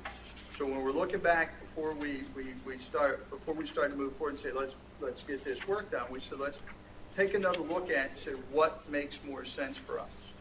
So we backtracked and said, well, if we could put HVAC on that second floor, we could pick up the shoulder seasons, pick up earlier in the season and certainly in the fall. One of the things that also led us to taking another look at this was we had some initial success when we had the yacht club closed the last few months, and people were going over to the country club. So what we thought, instead of spending money on flooring that doesn't have any potential upside if people aren't on it, was to apply that money towards HVAC and let's price it out. We did a load capacity to find out how much it would take based on the square footage. That's on page 3. We did some pricing to look at HVAC, that's heating and air, on the second floor at the beach club. I also include the narrative and the pictures, so you know what we were talking about. It would be an exposed ventilation system. Okay? And the total, when you look at this, the page 1 was the equipment cost. We had Butch Kennedy from Public Works continue working up pricing, and this has all been happening the last 2 weeks for us. The total price is $22,500, and we'll obviously bid it out if we decide to move forward with this. But it's so close to the 18, we felt we can't make money on the floor if people are uncomfortable in the facility. So, and anybody that knows Butch has been in the HVAC business for 100 years, so he did help make sure we did low capacity and everything else. We're very comfortable where we are. I'd like permission to focus on this as opposed to new flooring. What budget is the flooring in? The 2012-13 budget. This year. The budget year we're in. Current budget. Yes, ma'am. I understand the windows are thermal pane upstairs. They're double pane, so I'm just telling you they're double Double pane. pane meaning not thermal pane.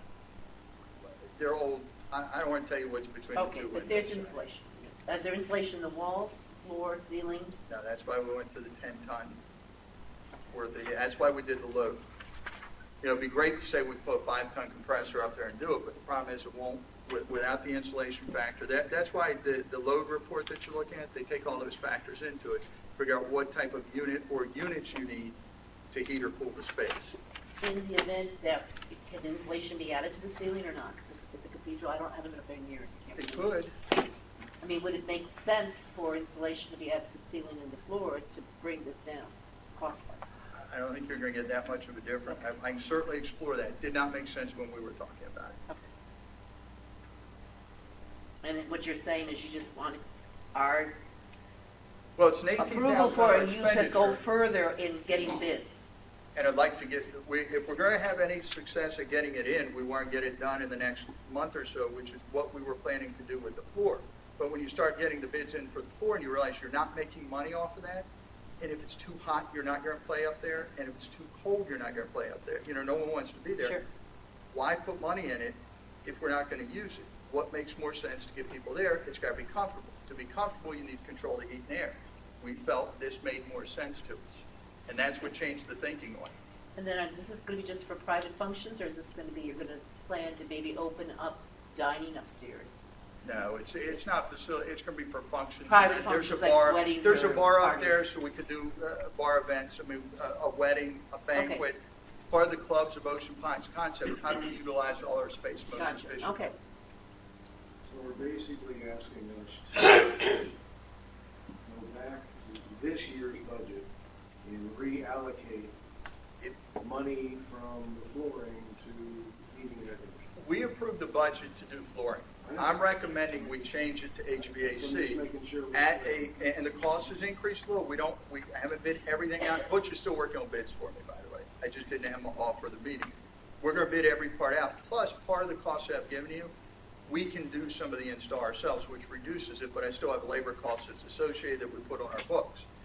That's where the full 22.5 came in. We think we can get away with a little bit cheaper, but I thought be conservative, put the most in there. You see the equipment pricing's already on there. Makes sense to me. We thought it It did. drives more revenue in, that's what we're all It about. gives us an opportunity right now. to drive revenue, because if you're not comfortable, it doesn't matter how nice the floor looks. Yeah, the floor does drive revenue, you're right about that. Then I'll make a motion.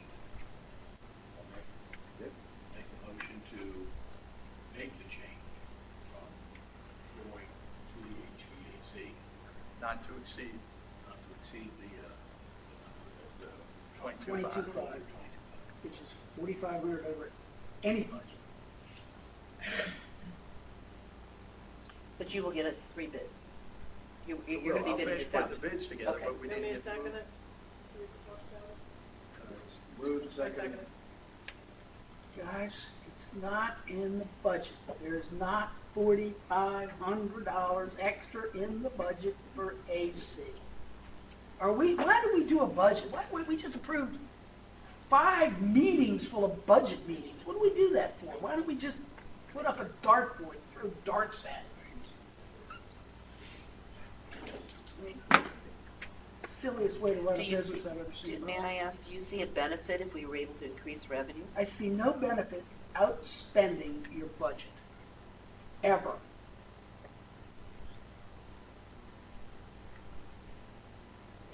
You have breakdowns in equipment that come along that aren't in the budget. This is I a agree. breakdown in equipment, Ray. I'm talking about This the is a other. room we haven't About used the in other 10 things that we're years. talking about. Yeah, I agree. Yeah, but it's a room with potential damage.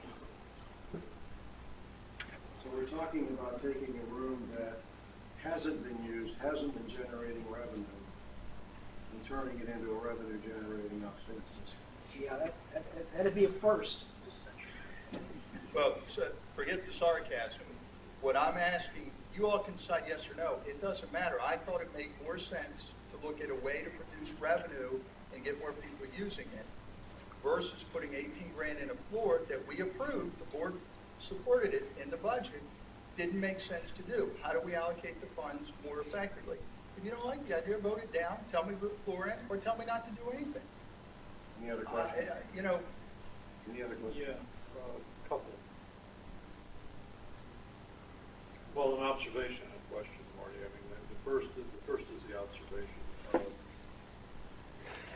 spending $18,000 on flooring when we have our general manager and staff telling us that that's not going to drive any business up there is something that makes you scratch your head. Don't spend it.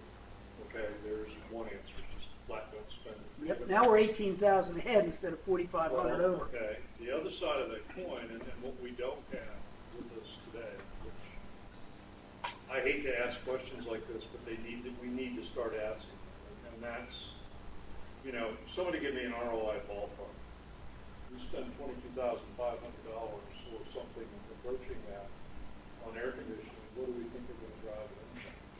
the reason I didn't spend a lot of energy, I think that's valid, the energy doing it. We had already validated 18,000. And we sat back and looked and said, well, if I can't drive revenue with that, it doesn't make sense to spend the money. Got that. So we've already So validated you've the got 18. But you've got a motion maker saying, okay, let's just go back and not spend the money at all. I'm saying if we switch to HVAC, which frankly I agree with the logic, I'd kind of like to know, has anybody thought about what are we going to get back for that 22.5? We haven't done a business plan, a project worksheet to work out all the details of what the fall would bring to us if it was heated, or what the middle of the summer would be if we could extend the hours to be open on that second. But we just haven't sat to do it. But- We've had a successful operation at the beach club. I know. We build We have Bob now wanting to include marketing the beach club to banquets and other things, which you can do if there's HVAC on the second floor. So somebody comes along and they're gonna market the whole concept, and they say, well, I'd like to have my function at the beach club in July, and the group has to say, well, it's gonna be about 100 degrees on that second floor, so I'm sorry, it's probably not a great option. We lost events and activities over the last couple of years, point blank, when people found And out that's it one of was our most not. desirable locations, so why wouldn't you spend 22.5? I don't disagree with it. Well, I'm just discussing. No, you understand what I'm saying, though, is, I know it's hard to do, okay? It's really tough to sit back and say, hey, let me put on that funky hat or Well- shine at my crystal ball and say, okay, I'm going to improve revenues over here by 5%. Actually, it's not hard to do, because the number that you have to better is 0. Well, we have 18, the way I looked at it, we had 18 in the budget for flooring. I have to make up $4,500 for the over expenditure. That's one event for it. That's pretty much what I looked at. Okay, so And you're it saying made sense to okay, me. so $4,500 is So one my event. ROI is break even.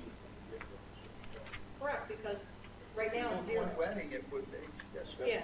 And that's fair. I'll buy the fact that you can buy it before one. I think you can do better than that. Oh, yeah. Okay, that's the question. But that's what it was. I mean, that's the reasoning I went into it, is if I book 1, 2 events max, I've covered my additional costs up ahead of the 18 that was already budgeted. Ray, I'm going to make an adjustment to your motion. You can accept it or not, it's up to you. My suggested adjustment to this is that the motion remove the $18,000 from the budget, that it not be spent for flooring, and that up to $22,500 be allowed for HVAC pending appropriate competitive bids for the organization. I don't want us to turn around and spend $18,000 for flooring for a room that can't be used because it's too high. So my adjustment to your motion is to remove the $18,000 from being spent at all and insert a $22,500 top limit on the HVAC pending appropriate 3 bids at least. You accept that adjustment? Okay, since you accept that adjustment. You still Yes, second that motion? yes, I will second. Any other questions? Call the question. All those in favor? Aye. Aye, opposed? Okay. Questions? No question. Thanks, Bob. No, we have no numbers for the month. We're not gonna do it. We do quarterly, Okay. and I that's all thought we did required, monthly and then so. heavy duty quarterly. No, I'd say we're going into quarterly as required by the school board. Okay, when you say questions, that means that your general I'm manager's done. report per se is done? Sir, yes, sir. Good, I've got a question for you. What's the status of our capital improvement plan that you so carefully worked out on the 27th of October? Where are we now? Well, we intend to deliver at the June board meeting as promised. We actually are working with our department heads right now, not only with the planning matrix part of it, but with their area of responsibility to see what, if any, input they have based on, some of the facilities we've identified. What things do they believe they'd like to see added, included, updated? This is what we're talking. As long as we're on the same page. Yeah, we are. I'm following the sheet. So, I'm on my deliverables right now. You're Is there on. something in specific? No, I just am checking to see that all I wanted to know is you've laid out a pretty thorough plan and a pretty thorough schedule. And the question basically is, are you on schedule? We are Are you sticking right to comfortable with that. where you are? We are. And that deliverable is still good as far as you're concerned? It is. Good, thank you.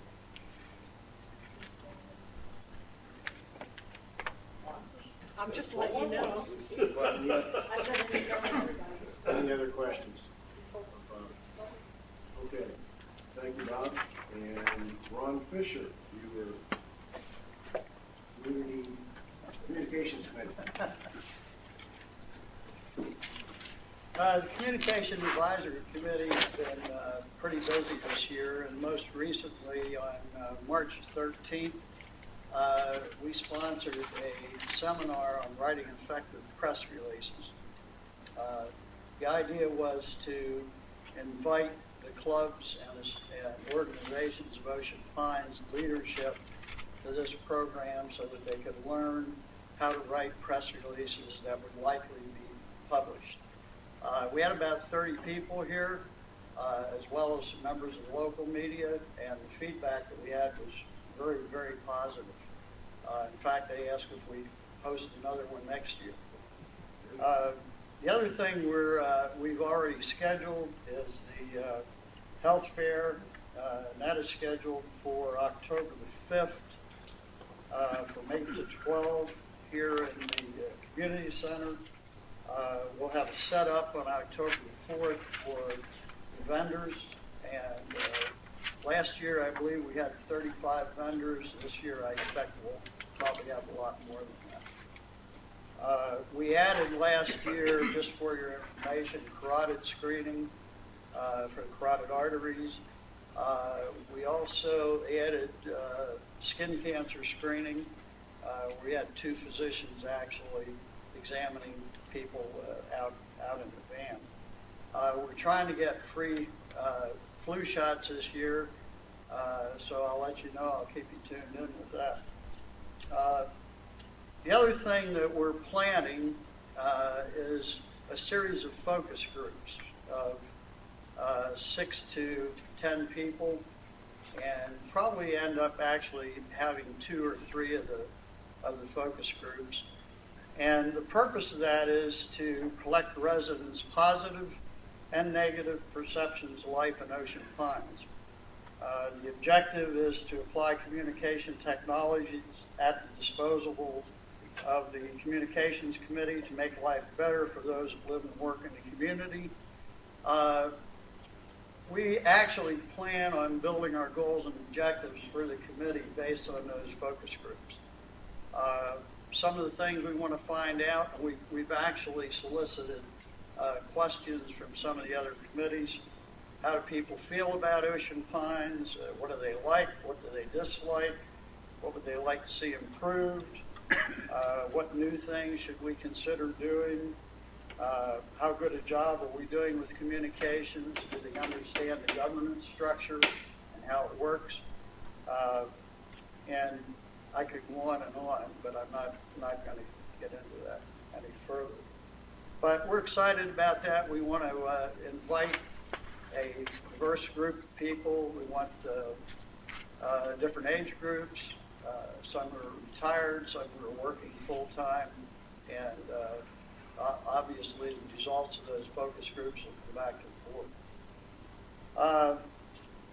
One of the other things that we're looking at is Channel 78, and how can we use it more effectively as a communication tool.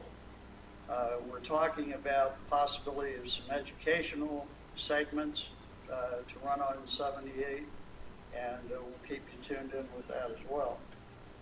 One of our big things that we did this year is we looked at how we can more effectively communicate the negative side of feeding the wild geese and ducks. That's a big issue. And we had a lot of discussion with the Department of Natural Resources.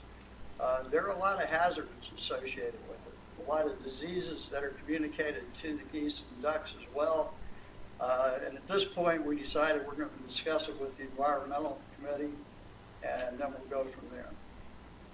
That pretty well concludes my Ron, they report. actually have a report that they delivered to the board several months ago.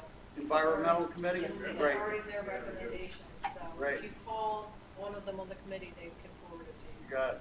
Okay. Thank you. Sounds like that focus group will be something the comprehensive plan group will be very interested in. Yes, That we're, feedback is- I talked to them about communicating our results as well. I trust that you're working with Teresa to make sure that those focus groups are taped, videotaped. We work with Teresa all the time. I know that. Yeah. But Yeah. I'm specifically talking about the focus groups Yeah. because as you know, a focus group happens and then it's over. So you really want to be able to go back and look at it a couple of Oh, times. yeah, I agree completely, completely, yeah. Anything you want to chime in, Teresa? Okay, Thank you, Ron. Okay. Back up Thanks very much. much. all right. Sharon, close to the Our clubs committee is really working a lot now because of the new yacht club being built, and their focus is on what can they do to make this successful, as we're all trying to do. So there's 3 tasks that they have been assigned, and they're taking on. One of them is making, if you remember, Mr. Andrews was at our last meeting. He brought up the subject of renaming the yacht club. Many people feel the yacht club is a private club and not open to the public. It's not just Ocean Pines people, but many of them feel that way. But even those outside of Ocean Pines, they think they can't come. So this group is now taking on the task to look at, is this a good suggestion? If so, how should we go about doing this? Would this be a contest? Would this be, they're just trying to formulate ideas, because if we're going to change the name, if we're going to change it, the time to do it is when we do the ribbon cutting and the new building. So they're looking forward onto that. The other thing the clubs committee is doing is making recommendations, working with the management of the food and beverage operation as to uniforms. Again, what kind of look do we want? Do we want a formal look at night? Do we want a casual look? Do we want a summer uniform, a winter uniform? We want a professional look, whatever it is. So they're looking into different options and throwing a lot of ideas around. The third thing they're talking about, and it was a task given to them, is to search happy hours in other areas and what are they doing. So we could be competitive, offer something that might be effective, and happy hours are very important in Ocean Pines, so that we want to do something that will work. So the club's out very busy working, and they've got some nice tasks, and they're excited about it. So I just wanted to pass it on and share it with the board. Great, thank you. Questions for Sharon? If you need anybody to shop those happy hours. Happy hours, will you do that, Marty? Okay. Okay, thank you. We're up to public comment.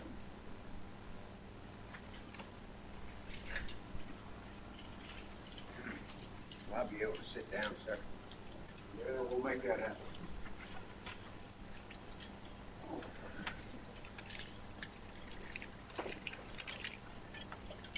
Thanks. Al Pop Wendling, 82 Seafair Lane, Berlin, Maryland, 21811. want to make one remark to Bob. I hope he is able to commit himself to run the Oscars next year, because I thought he was doing it this year. I would like to bring forth my thoughts to try to bring some assets to Ocean Pines. I tried last year, I was unsuccessful, and it's regarding the boats that now they're being dropped off by other people into the owner's driveway to keep them there till they leave, rather than to go to a marina. Also, some boats are on trailers that it is legal that they do not have to have a license, they don't have to have stickers, they don't have to have tags, and they're in repair, and they become eyesores. It behooves me because, you know, I have to pay for swimming. My son pays for golf. My daughter pays for playing tennis.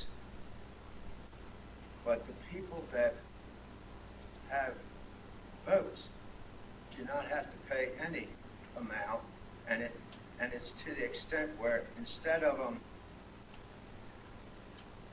taking their yacht in some cases and put it into a marina, it's easier and less expensive to buy the home and to put it in the driveway.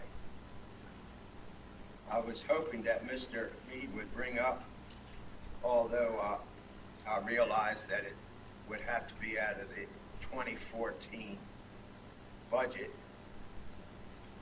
boat ramp that would have gates, and you would have a card that is done in other local places for a type of gate situation, and you would have to get a admittance card at the administration building, like a small sum which could be set at $10 or whatever the board elects. It would just be fair to the people that put their boats there that belong to the Pines rather than others. Now, another thing I've been experiencing at the sports court, I have tried to use a buddy system with Tom here, but it just doesn't work out. Our plates are too varied. And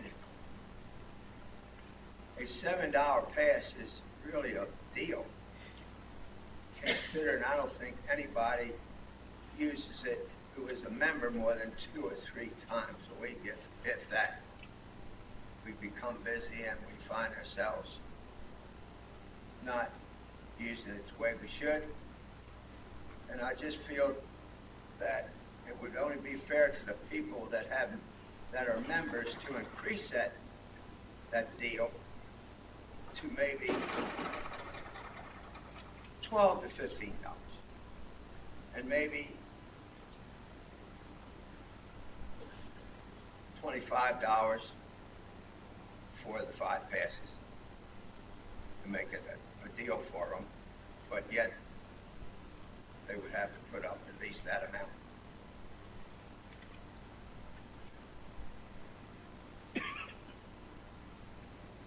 Finally,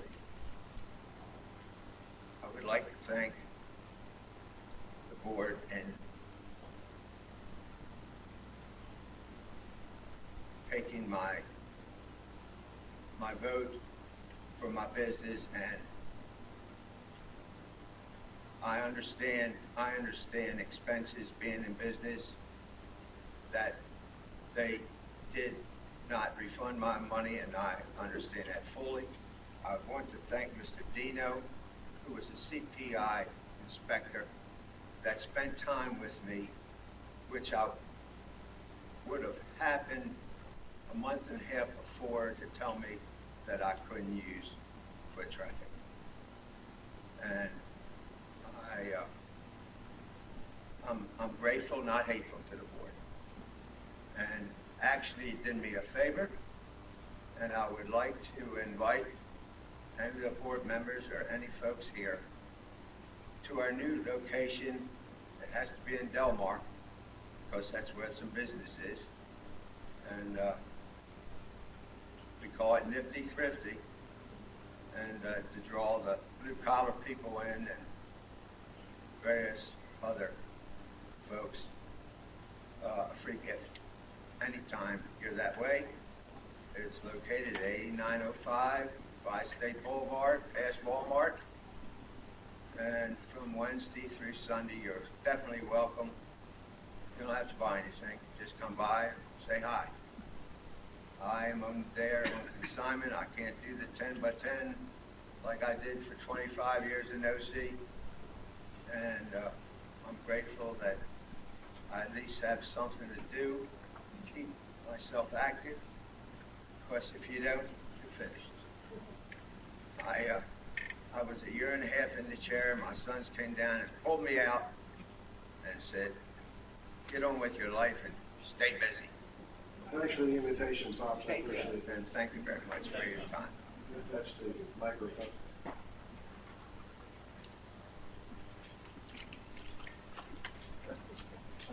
My name is Doug.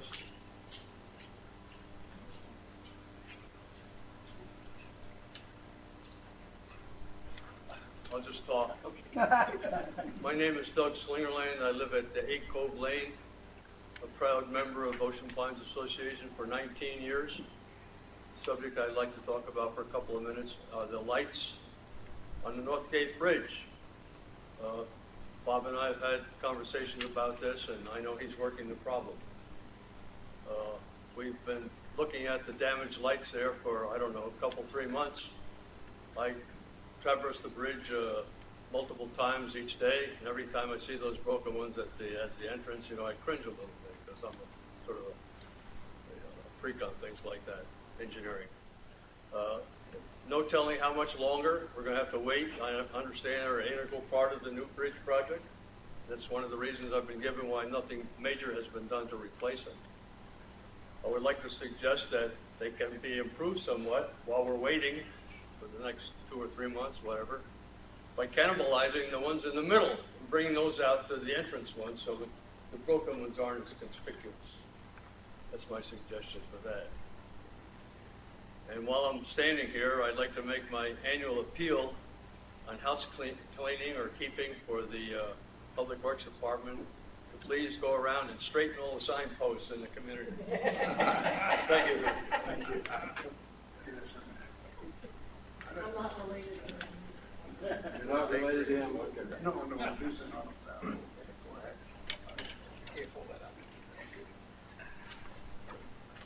Those of you who know me, I'm not usually, For the record, Randy, just name it. well, what I was going to say is I'm a bit nervous today, and that's not usually my personality, so please bear with me. Randy Romblad, 6 Surfers Way. And I'm going to read this statement for 2 reasons. One, so I make sure to get the facts correct, and secondly, to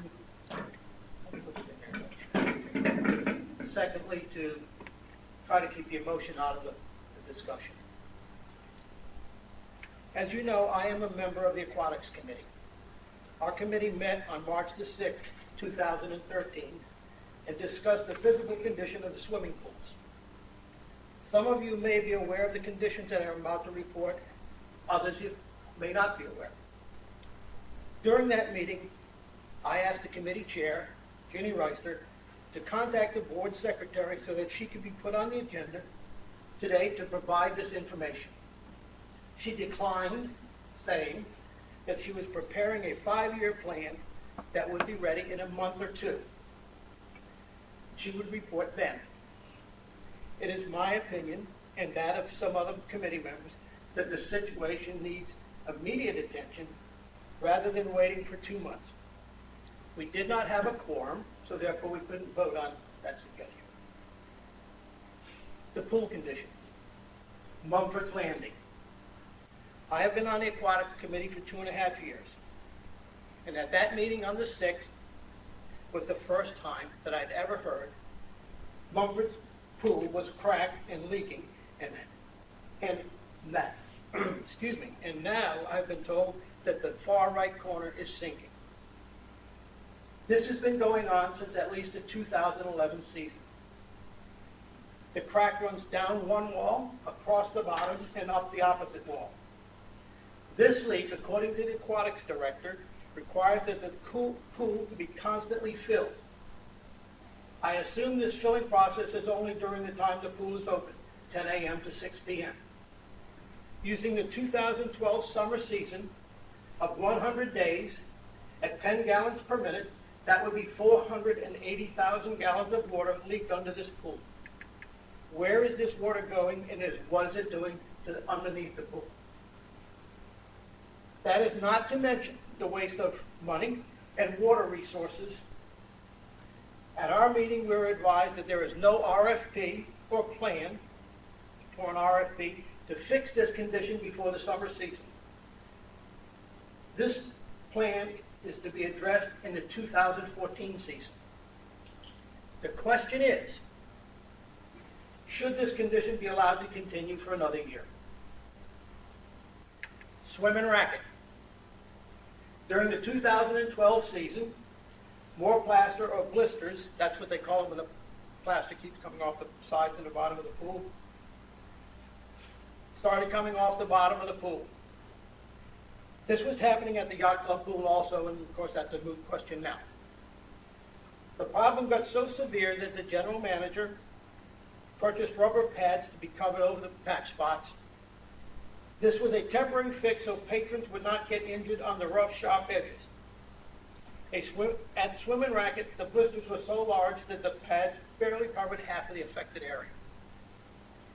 At our meeting, it was stated that this is a dangerous condition and that the pool should not and will not be open unless repairs are made.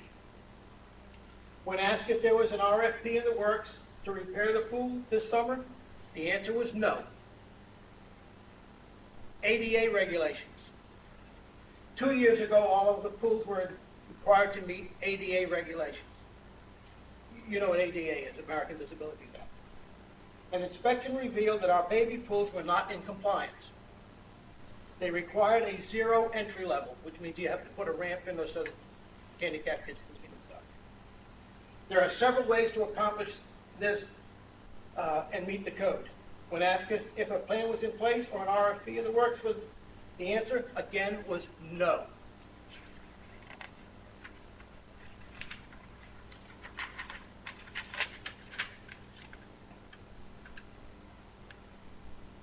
At the January meeting, a majority of those present, including Kathy Grimes, who works for a pool management firm, and I think one of the largest ones in the nation, agreed that the in-ground pools should not have been drained completely when winterized.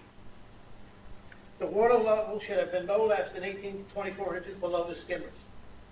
On March 6th, when a coastal storm approaching, Ocean Pine pools were again in peril because of not having sufficient water in them. That's the end of the report on the pool condition.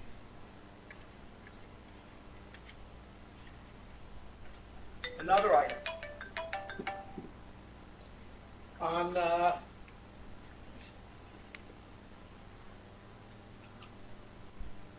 think it was March the 8th, I, along with all the other members of the Aquatics Committee, received an email from the committee chair. And I'll quote from her email. I received this from Jerry Abita, I hope that's how you pronounce his name, yesterday. Bob wants the committee to consider this for sports core replacement in the capital improvement plan. We will have a meeting on this relatively soon. Ginny. Now, to quote from Mr. Avita's email to Ginny. Tom and Ginny, meaning Tom Perry, met with Bob yesterday and he asked me to explore with you and your aquatics committee the attached concept of a natatorium to replace our sports park facility in our capital improvement plan. And natatorium, if you don't know, is a very nice or substantial indoor swimming facility where your whole meets, diving, and what have you. Bob's thinking is to have a first-class facility, much like that at a YMCA or a college campus, where we could host swimming events for the community, or perhaps tournaments that would attract colleges, etc., from throughout the area in the East Coast.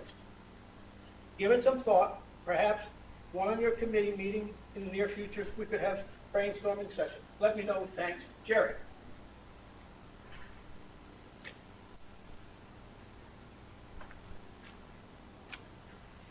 A quick search of the internet will show that UAMS has a swim team called Coastal Aquatics and a natatorium that has a full schedule of swim meets. They have swim meets. You just listed all the colleges that come to them. I didn't give you all this paper because I know you're inundated with it, but I do want to give you two little items here.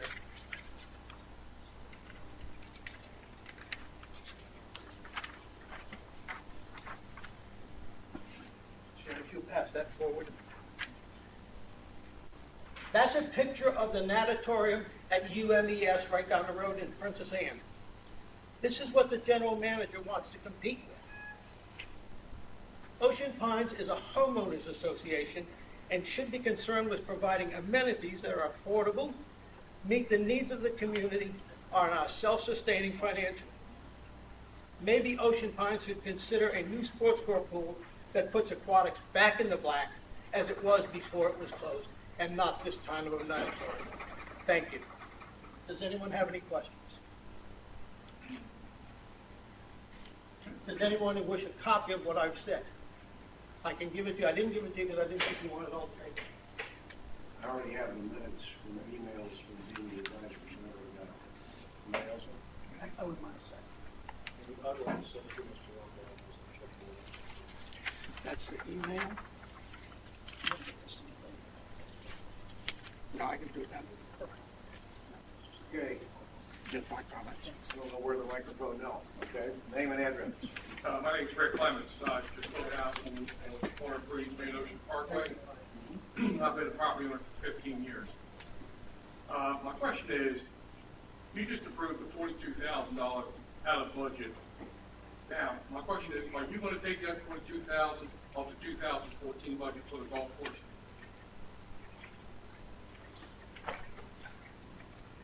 The answer to that would probably be yes, since we're not spending it next year.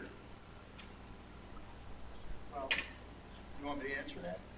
Well, I mean, You're not, the budget's approved, you're not taking anything the off budget's the approved, budget. yeah, I mean, it's not a We won't matter of, spend an additional. we're spending the same dollars. We won't spend an additional 40. We're not gonna this year. double spend. If that's what you're asking, we are not gonna double spend. If you said this is an unbudgeted item, and you're trying to work it out, I can see you trying to work it out where maybe you can pay for it on May the 1st, where it come out of 2014 budget. I get to what you're trying to get at. The issue is we're not gonna spend it now and then try to spend it again next year. That's not gonna happen. Okay.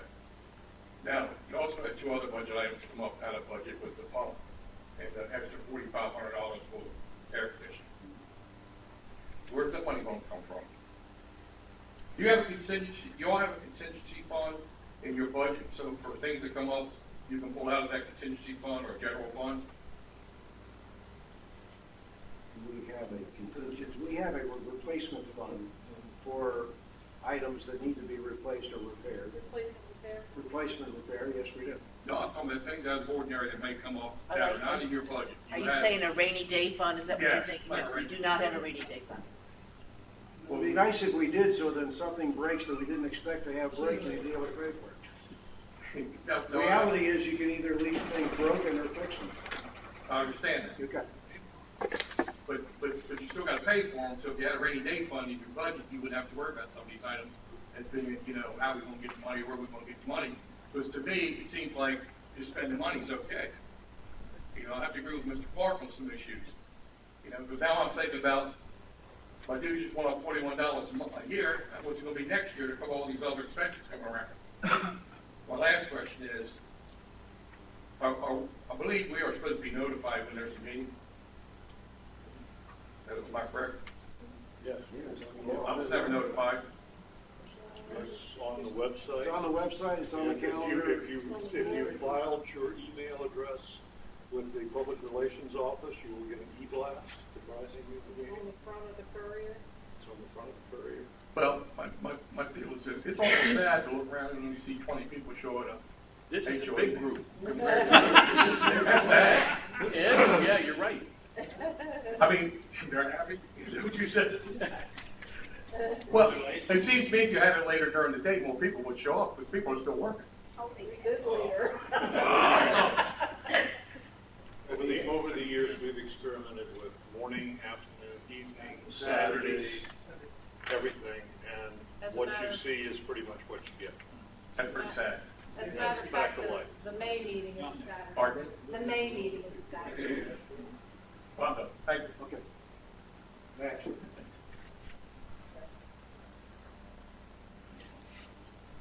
May I make a public comment?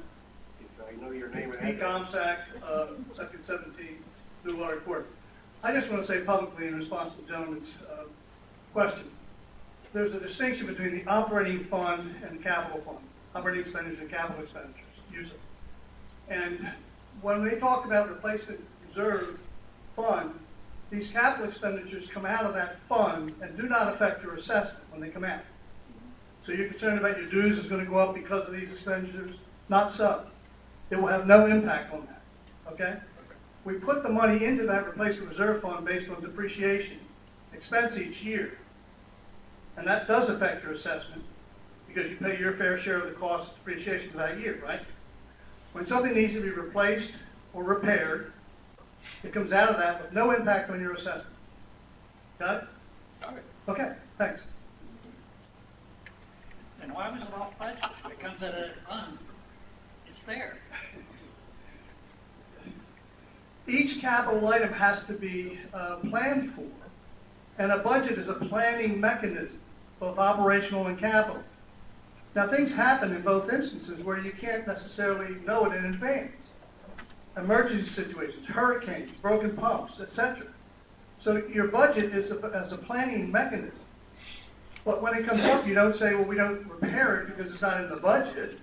Well, I agree, but in my budget, I have a little extra money, just in case something happens. There is no contingency fund per se, but the replacement reserve account is intended to, when necessary, be the source of the funding for the expenditure required.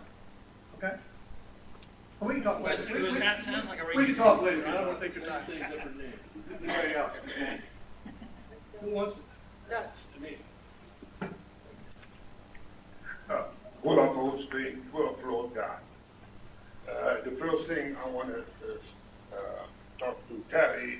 I want to thank Terry. I had a big water problem around my house with the big storms. And I went a couple times to Public Works, complain about it, and every day some people came and looked over.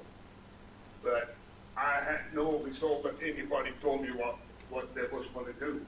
Finally, last week, the lady in the office told me, Mr. Oswin, we got you on the list. But I'm saying, I had to call Terry to see if I could get some action. The man in charge is a very nice fellow, I like him.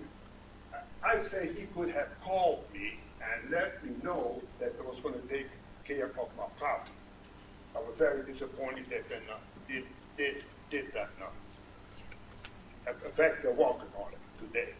Another thing, I disagree with Don to put Pete Gomsack in charge of the finance. Pete Gomsack is on the finance department with the lady there. Pete is Pete the assistant Gomsack, treasurer of the yeah, organization. Pete Gomsack, well, this lady is the treasurer, okay. Bob Thomas. You appoint him to help this lady out. Pete Gomsack had a chance to run for the board, but he knew he was not going to run, he was going to be defeated.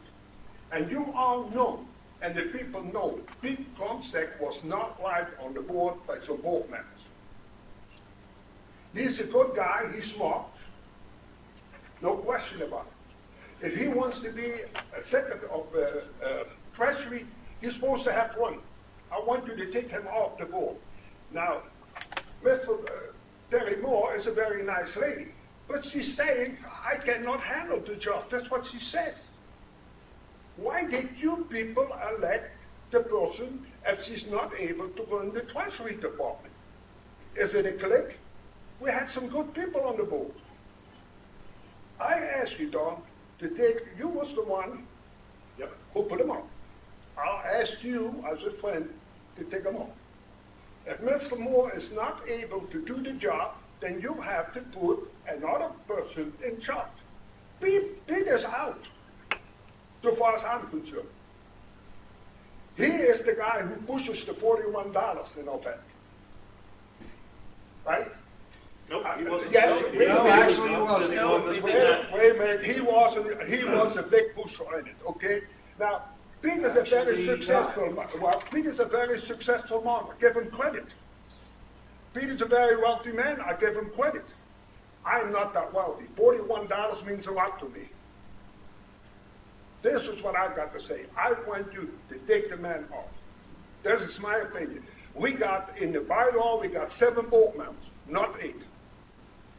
That's your suggestion. That's mine, okay. Now, Can I want to ask... Yeah, hold on 1 second? Yeah, you kind of jumped on a couple of people. Yeah. Well, Mike, you're a very nice lady, Terry. Dutch. No, Dutch, wait a minute. I'm in charge of this meeting, not you, okay? Hold on a second. Terry, go right ahead. I'm sorry, I did that for Bob. It's important for me to know exactly why do you think that I'm not doing or can't do the You job? said it. You said, Sarah, there's no secret in the fact that you rely on Pete Gumstead. So that tells me that you're Well, not... finish reading the sentence. Well, Just I'm don't just, just say- Terry, No, Terry, no. you're a very nice lady. I believe I what was you say. being very honest saying, and I have to point out that there isn't anybody around this table that is a CPA. I'm just telling you what I I had said. the opportunity to have assistance from a CPA. I'm not a CPA. I can do a lot of things, but I'm not a CPA. What you want me to say is Now, you print need to- in the first of paper all- too. First of all, you need to read the entire sentence, but that's besides the point. I am doing my job. I mean, I haven't been told by anybody that I'm not doing my job. Well, you make some statements here in the paper. No, but Okay, but okay, I'm I'll asking take you, your word for it. I'll take according your word to for it. you, am You're I very doing nice my lady. job? No. Am I Yeah. doing my job or am I not doing my job? All right, No, okay. I'm asking the question. It's not an all right answer. Okay, I'll take your word for it. Now, I have another thing. Moving on. All right, Moving you very on. nice lady. I don't want to say anything. But you know what? But you know Leave it the way what? it is. Tom did say this, but just for the record, Pete was not involved in those budget discussions, He was not. so. Okay, I asked Don to remove him. Okay. Now, another thing I want to ask you. You know, I'm not happy about our general manager. He was elected by one man, by Mr. Faco. Did our manager put a resume in for the job? I wasn't on the board when he was elected. Well, We've been somebody's through supposed this to know. For 3 years past this. Yes, well, that don't matter. I go back a couple of years more, when, what's the other manager name? Tom Olson. When we had the president at that time, I forget his name, he told us people that he went 25 years back in the history of Mr. Olson. And he said, I got the best man. How many years we went back in Mr. Thompson? I want to have Mr. Thompson, if he don't put a resume in, to give you people a resume from the last 25 years where he worked and what he did. I disagree, Tom. Very good. I disagree what Mr. Thompson is doing. He's wasting all money. You heard what the guy just say about the swimming pool. Who's going to empty a swimming pool in the wintertime? His coffee house, $100,000 down the drain. He came up First He of told all- you people, wait a minute, Tom. No, Dutch, I'm not gonna let you throw out numbers, they just aren't even close to being right. Well, we have a You're right to throwing speak. out, no, I'm sorry, you're throwing out $100,000, when in fact $80,000 worth of repairs had to be done to the yacht club anyway, and 40,000 of that was what was used to put the coffee house together, which got us a lot of attention to our yacht club at that point. I'm not saying it made money, but you Well- can't throw out $100,000 and expect me to just let it sit there, because I'm not gonna He do that. brought it up, that Tom.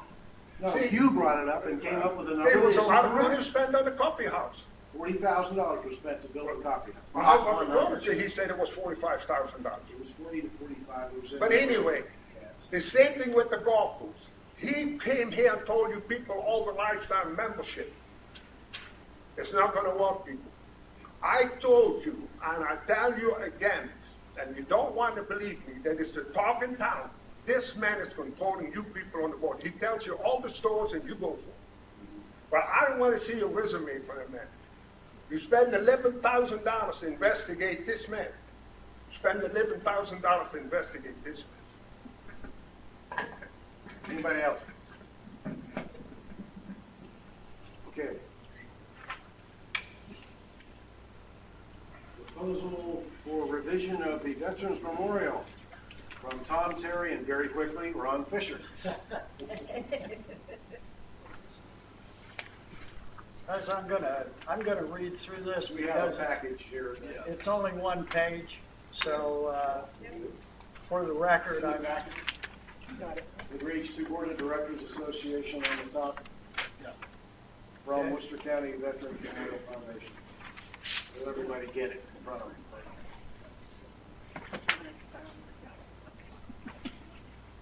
All right, good, Ron. you got it? Dan? Everybody over here doesn't, but that's I all know, right. no, we're waiting. We're waiting. Excuse me, I did. Yeah, I know. Anytime, Dan, you know. I even found mine.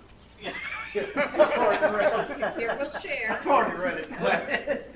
Okay. Okay, the subject is a request for construction approval of Phase 3 of the memorial. This is from, by the way, the Worcester County Veterans Memorial Foundation to the Board of Directors of Ocean Pines. The Worcester County Veterans Memorial Foundation, in keeping with the Memorandum of Understanding passed by the Ocean Pines Association Board of Directors March 18, 2008, is requesting approval to proceed with construction of Phase 3 of the memorial. Phase 3 will be in keeping with the educational objectives of the foundation. Construction would occur in 3 phases as follows. Number 1, creation of a victory-shaped walkway leading from behind the existing memorial, terminating near the end of the peninsula. The walkway would be constructed of fine gravel similar to the existing walkways at the memorial. 2, at the end of the walkway, there would be constructed a circular base of bricks and pavers into which would be set 3 flagpoles to permanently fly the MIA, KIA, and Veterans Remembered flags. There's an attachment 1 that has a picture of those 3 flags. Just as a note of interest, the Veterans Remembered flag has been approved by the state of Maryland. Number 3, along the walkway, evenly spaced, would be installed 14 interpretive panels, which would be 30 by 20 inches, made of fiberglass along with permanent graphic panels that would fulfill our educational component as they would describe various wars and conflicts of the United States. A copy of the panel is also attached for your review, and that's attachment 2. The budget for Phase 3 is approximately $30,023. I attached the budget for you, with Bill Rayco acting as a general contractor, pathway excavation for pathway footers, flagpole footers, and electric being done by the Ocean Pines Public Works Department. Funding for the project would be provided by the Memorial Foundation and donations, and timing of construction will be determined after approvals and necessary permits are received. That basically is the request. So the actual participation on the part of OPA is some labor from our team. That's correct. They'll do that. we got a quote from Bob and Public Works for labor and materials, which is included in the budget. Just as a note of interest, as of yesterday, we received a commitment from 2 local property owners for $15,000 donation, which will cover half our budget. You need a motion to approve this? Yeah, I'd make the motion to approve what you put on this sheet because I think it's a terrific addition to what we have down there. Second. Is there a second? Second. Second, Mike? Okay. Discussion. Question, there was a great plaque of that area in one time. It showed the original memorial, and then I think I saw that plaque where they incorporated the new storage building, which looks really good, by the way. Thank you. And I'm just wondering, do we have a plaque that shows this Uh, addition? We don't have one that shows this specifically at this point, and we will as soon as we get the permits and Bill has an opportunity to draw it out.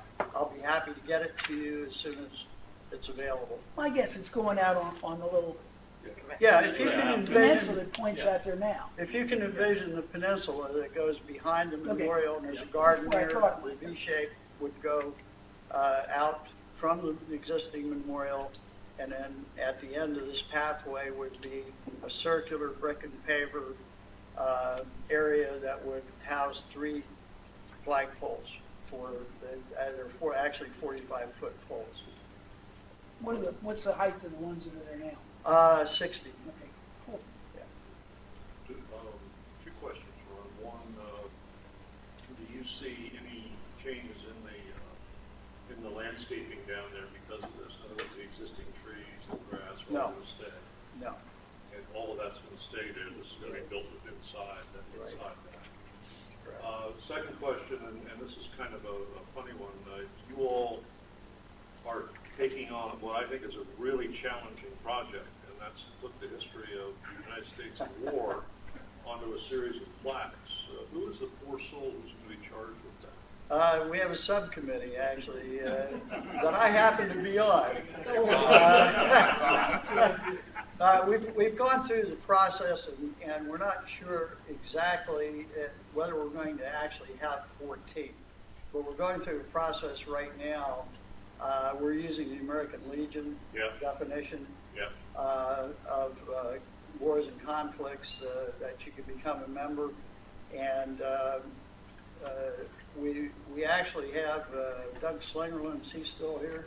Yeah, Doug provided us with some nice graphics provided by a friend of his in the military. Now we have to come up with the wording. And that will likely be phased in, Dan, by individual contributions, and be adding one station at a time. So we can fight over the wording. We'll have all the time. You need some extra volunteers. Lieutenant Dan's going to be available. There you go. I say. You might want to check, and this is just having kind of been there and done that a little bit with 2 places. One will be the Department of Defense. They have a history sub-department that probably can help you out, and also West Point has a military history department that's very, very good. Okay, And great. probably available. Okay. But that's a tough job trying to, Yeah, it is a tough it's job. not easy. Excuse me, Ron, you're right, Dan. We've Yeah. touched base with museum, Smithsonian, and each of the armed services has their own department where they have this stuff. There's Yeah. tons of stuff. Yeah. The problem is screening. Well, that's what I mean, is just getting it down to, The and- archives are in College Park. I'm going to put Doug in charge of that. Right, Doug? I didn't leave you. Oh, okay. Couple questions for you. I think this is a fantastic idea, just a couple details. I always try to get in the weeds of this. When it comes to these plaques, are these permanent plaques or are these exchangeable? When I'm looking at this plaque, it looks like once it's done, it's done. It's an inlaid graphic. It's an inlaid graphic? Right. Okay. It'll, But if you wanted to update it this. can be updated. Okay, that was my only question. Right. Can be Who's updated. writing it is your issue and problem. Yeah. I'm not volunteering for that. Any other questions? or comments? All of you know I'm on the board of this organization as a board member emeritus. And if you don't know, and I think you probably all do, the education program that the Veterans Memorial provides to our county is amazing. Every fifth grade student comes to the memorial to learn about what is a veteran, understand the branches of service and respect the American flag, which Doug, runs a lot, and it's all under Captain Ed Little's auspices, this program. This will only enhance it. And when we were down at the county talking about the things that we do for our students, we have 2,000 kids under the age of 18 in Ocean Pines. This will be a wonderful opportunity for the children to go there with their moms and dads or their grandmothers or whatever, and actually say, well, your grandfather or your uncle or somebody was involved in these things. It's a great, great learning opportunity. Kids, I commend you. kids love the program. Sharon's right. We actually pay for the busing for the kids and out of the foundation. Just a point, I'm not sure I'm allowed to vote on this as being on this board, so I think you are. I mean, I'm a life member of it. Dan was involved in it. Yeah. I mean, I don't think there's. there's no conflict. Okay, all right, I just wanted to clarify that. You're not financially benefiting from any of this. Okay. And you disclosed your relationship. Okay. Yeah, no, you're fine. All right, I'm going to call the question. All those in favor? Aye. Opposed? Thank you. Thank you. Why do you always look at me when you say opposed? Did you just assume I would be opposed? I just, You would not be. I look both ways. I knew you wouldn't oppose You wouldn't get out of here. He disclosed the fact that he's a life member. Yeah, that's right, he's like, I looked both ways for the record, Marty, not just you. Okay, Dan, revision MO6 and CO6. Yeah, for some reason, I got stuck with both of these. Mr. President, I'd like to talk about both of them together rather than separating them. According to Board Resolution number B-01, paragraph 3, procedures for introducing, approving, and repealing resolutions. Proposed resolution including amendment to or the repeal of an existing resolution shall require consideration by the Board of Directors during at least 2 open meetings of the Board. The proposal shall appear on the agenda of each meeting of the Board of Directors at which it is to be considered. Copies shall be distributed to each member of the Board of Directors and made available to OPA members with the notice of the agenda that is released to the membership before each meeting. Revisions to the proposed resolution may be made at the first meeting at which it is considered or at any subsequent meeting, but the proposed resolution cannot be adopted at the first meeting at which it is considered. So that's what we're faced with. This is the first meeting that these 2 resolutions have been published in the agenda and announced, and I hope are on the website. I believe they are. Okay. Resolution MO6, Election Committee, is actually a series of amendments to their base resolution that establishes the committee, which is a very long resolution. It's got a series of everything that you need to do in order to run an election in Ocean Pines for any reason. And what it's really saying is that instead of describing all the things that are in the bylaws to describe how to run elections, they just said, read paragraph 5.02 in the bylaws. You'll find it there. And it deletes some subparagraphs that duplicate what's in the bylaws. And it also amends a couple of the additions to that particular amendment. I'm not going to read through this thing. You all can read it at your leisure. But this would be an amendment to a resolution. We would be voting next meeting to amend this resolution or change the amendments to whatever meets the majority of the board's satisfaction. That takes care of MO6 at this point in time. Resolution Charlie-07, Comprehensive Plan Advisory Committee. I would view this particular resolution as one where, in fact, we are going to want to put, there's a phrase for it that I'm at the moment at a loss for. We want to kill the existing CO7 and put a whole new CO7, which has been presented as a draft dated February 13, 2013, to us into effect. And because we can make changes in those on today without voting on them, I would like to make one change right now. And that's paragraph 3, function, subparagraph A, and it's line number 1, 2, 3, 4 down, takes into consideration community demographic, land, us, should be land use. It's a simple spelling error. Other than that, I have no other changes that I'd like to make to that at this point in time. I'd recommend that everybody at the table take the time to read the two against each other, but look at this as though we were going to have 2 votes on this one. We're going to vote to put the existing Charlie 07 to bed and then vote a new one into its place. Thank you, Mr. President. Now, we consider these both having had their first reading. Yes, They're in everybody's hands, and will be on the agenda for the next meeting. Thank you very much.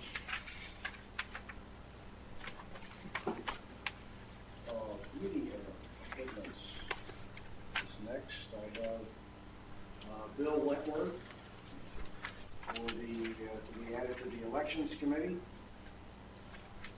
And I want to go one at a time. Bill Wentworth to the Elections Committee has been signed off on. Any objections or comments to that? Motion approved. Second. Have a second? All those in favor? Aye. Opposed? And second, we have Frank Watkins to the Marine Activity Committee. Dan, this was really Yes. And I've talked with Frank. He is going to be, he's going to be the spark plug that restarts the MAC committee. great. I have a motion to accept. So moved. Go ahead, it's your turn. Second. All those in favor? Aye. Opposed? After the fact that he was a lot of help to me over the weekend. He was traveling, called me at stops, talking about, Right, no, promotions. he's going to be good. Media questions.